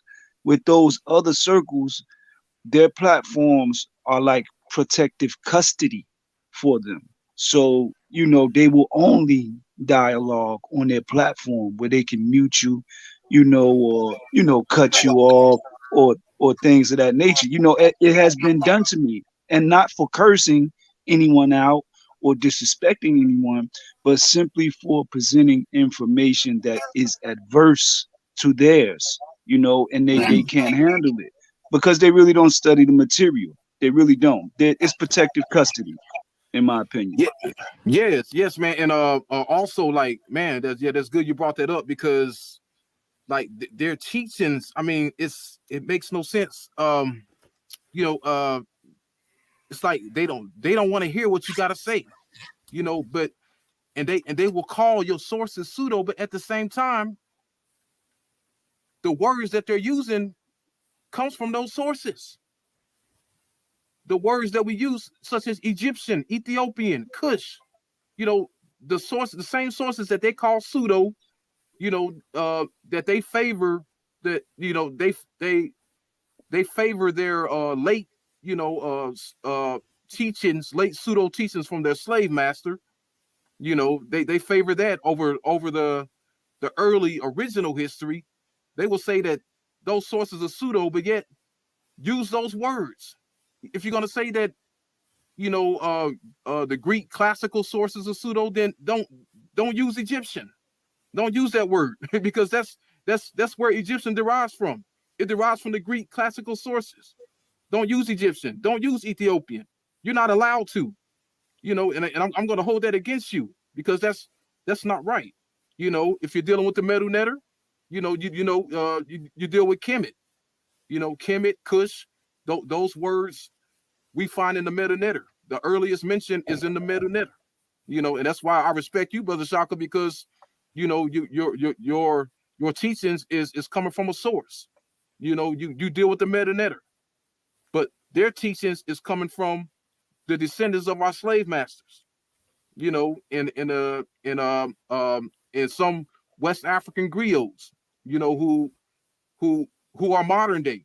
It's nice to hear what the West African griots have to say about their origins, but it would be nicer to see what their ancestors who lived thousands of years ago, who lived during the same time as the ancient Egyptians. It would be nice to hear what they had to say, Yeah. instead of hearing what this guy, who's living the same time we are, has to say, or this guy who lived 50 years ago.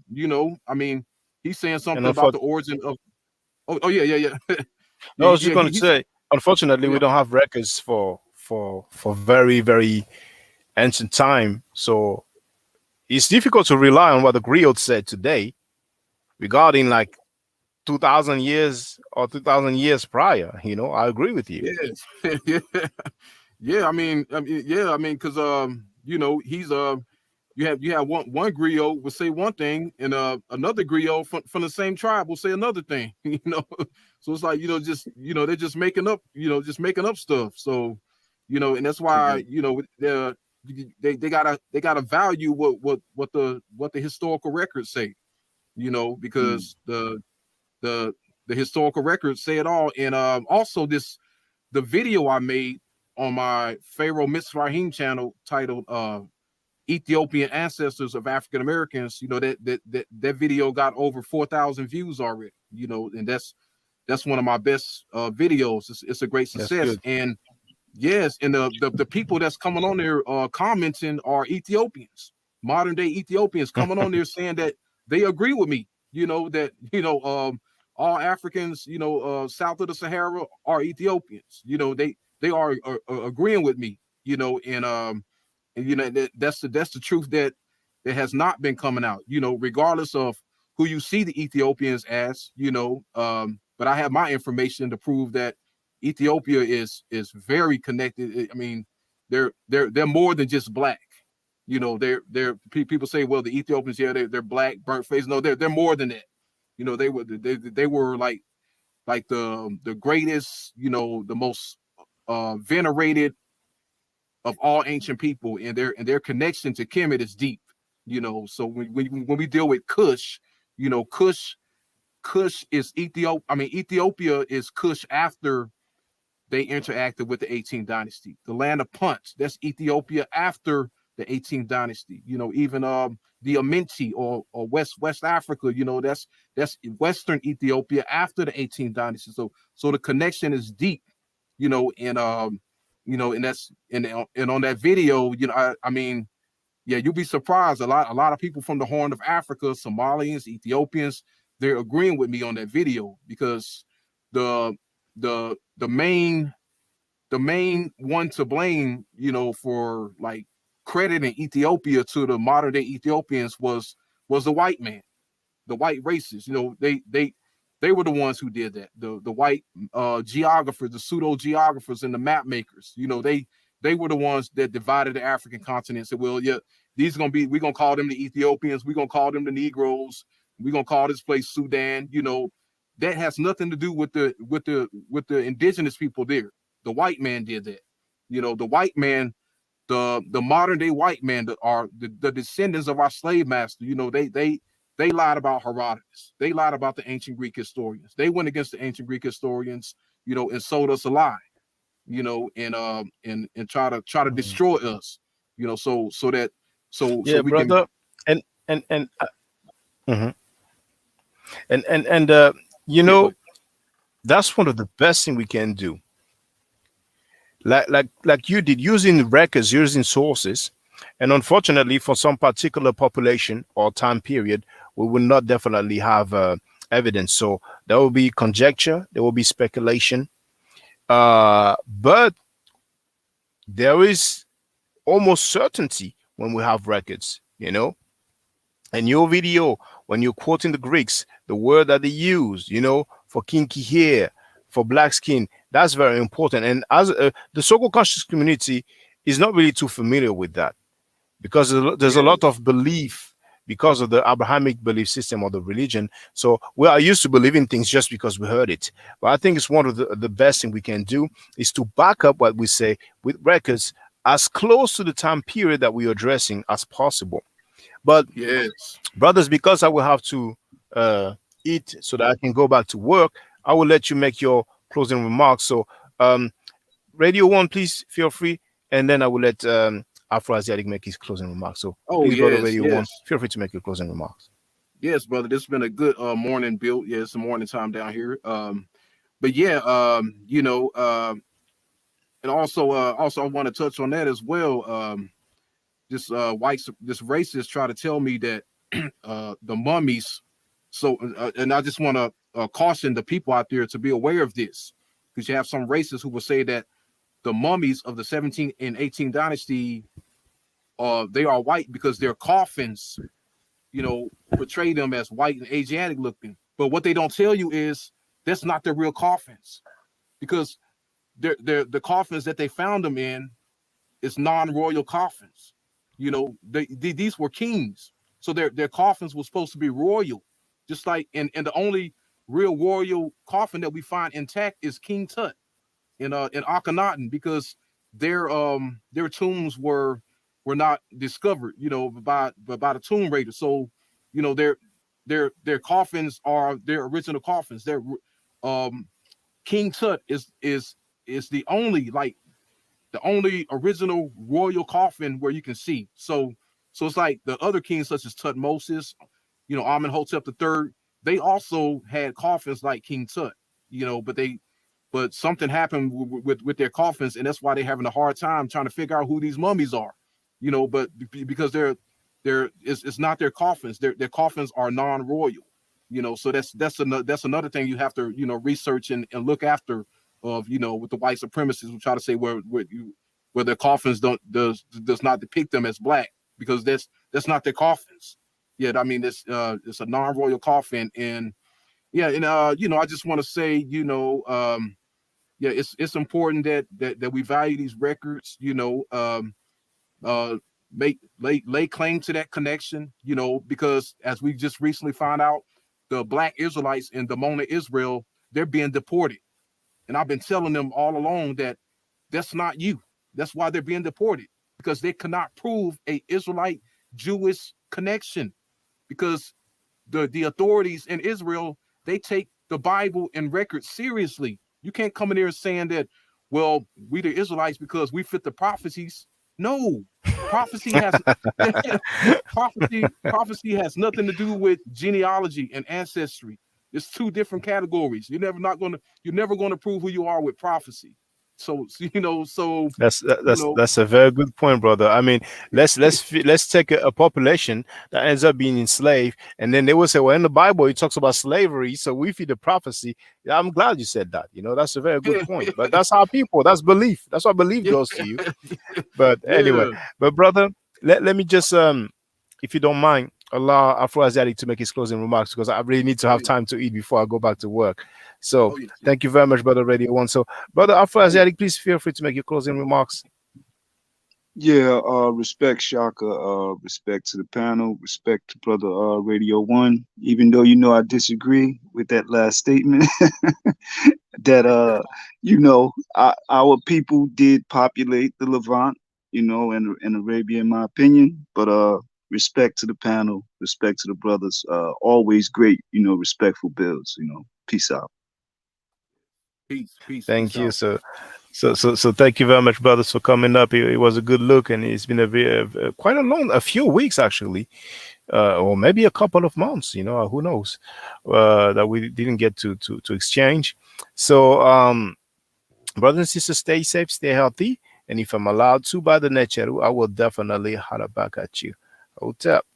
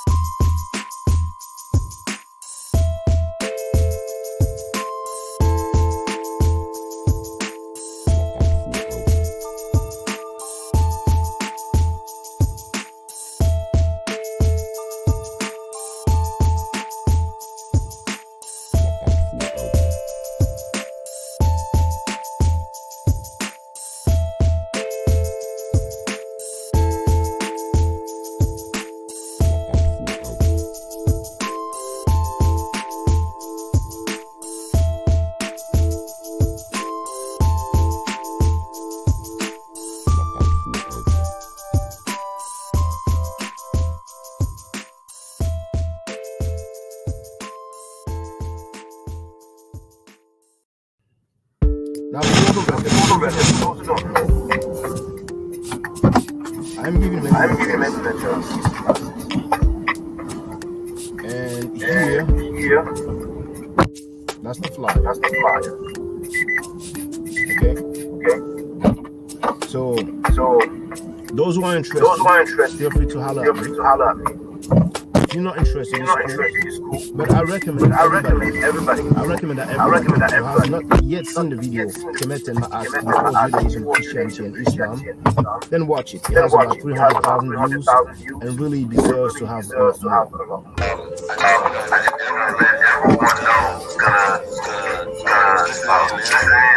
Going to listen to this stream in the future. I just had a first string metadata class. I just had the Shaka today.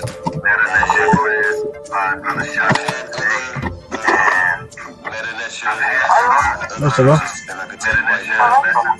Ouais, tu sais, je faisais un live.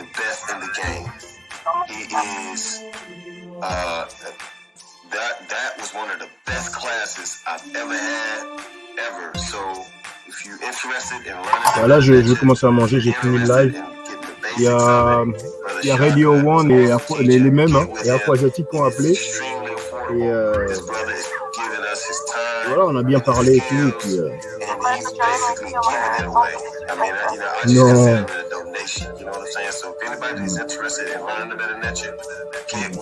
Tu sais,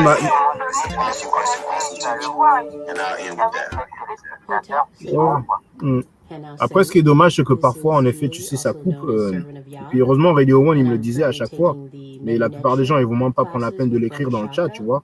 Mais de toute façon, quand je prends l'autre téléphone, il y aura la 5G et ça devrait être mieux, tu vois ce que je veux dire. Parce que franchement, moi, comme je te dis, hein, moi-même, je regarde une vidéo, ça n'arrête pas de couper, je m'en vais, je m'arrache. Et eux-mêmes aussi, quand ils parlaient, quand lui parlait, par moments, ça coupait, mais je crois que c'était que de mon côté.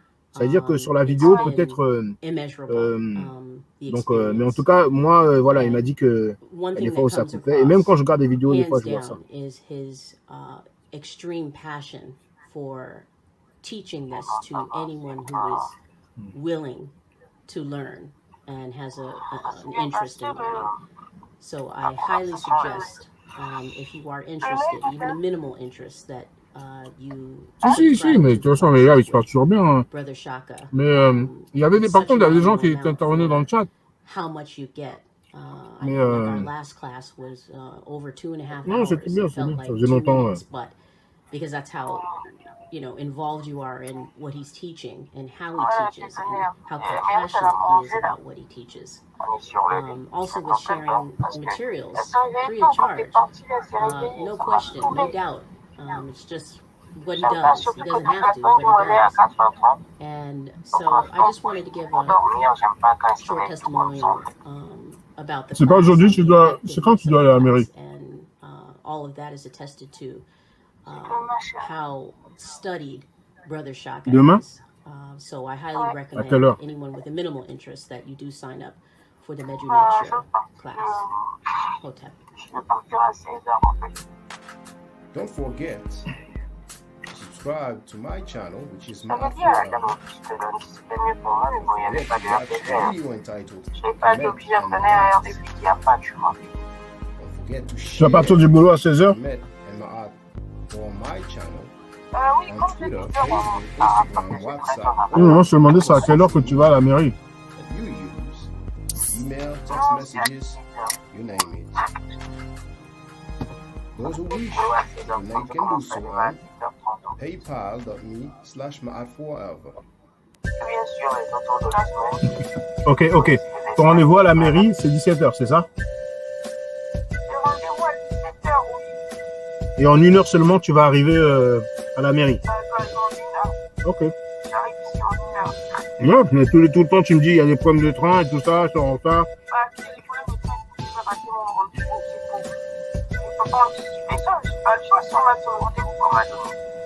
En plus, je sais que tu expliqué que je suis en train de dire à la dame que le lundi, je travaillais pas, donc il faut faire un rendez-vous le lundi.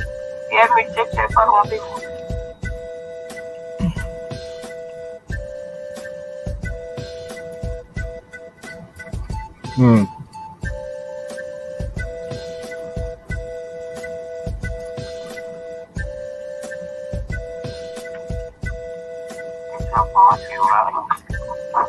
Pourtant, sur cette ligne, en effet, il y a tout le temps des problèmes de train. Donc, si tu as un souci, tu lui demanderas un lundi. Elle voulait dire qu'il n'y a pas rendez-vous le lundi du tout, ou bien ce lundi-là, il n'y avait pas de place. Il n'y avait pas de place. Oh, mais il y aura un autre lundi, il y aura de la place.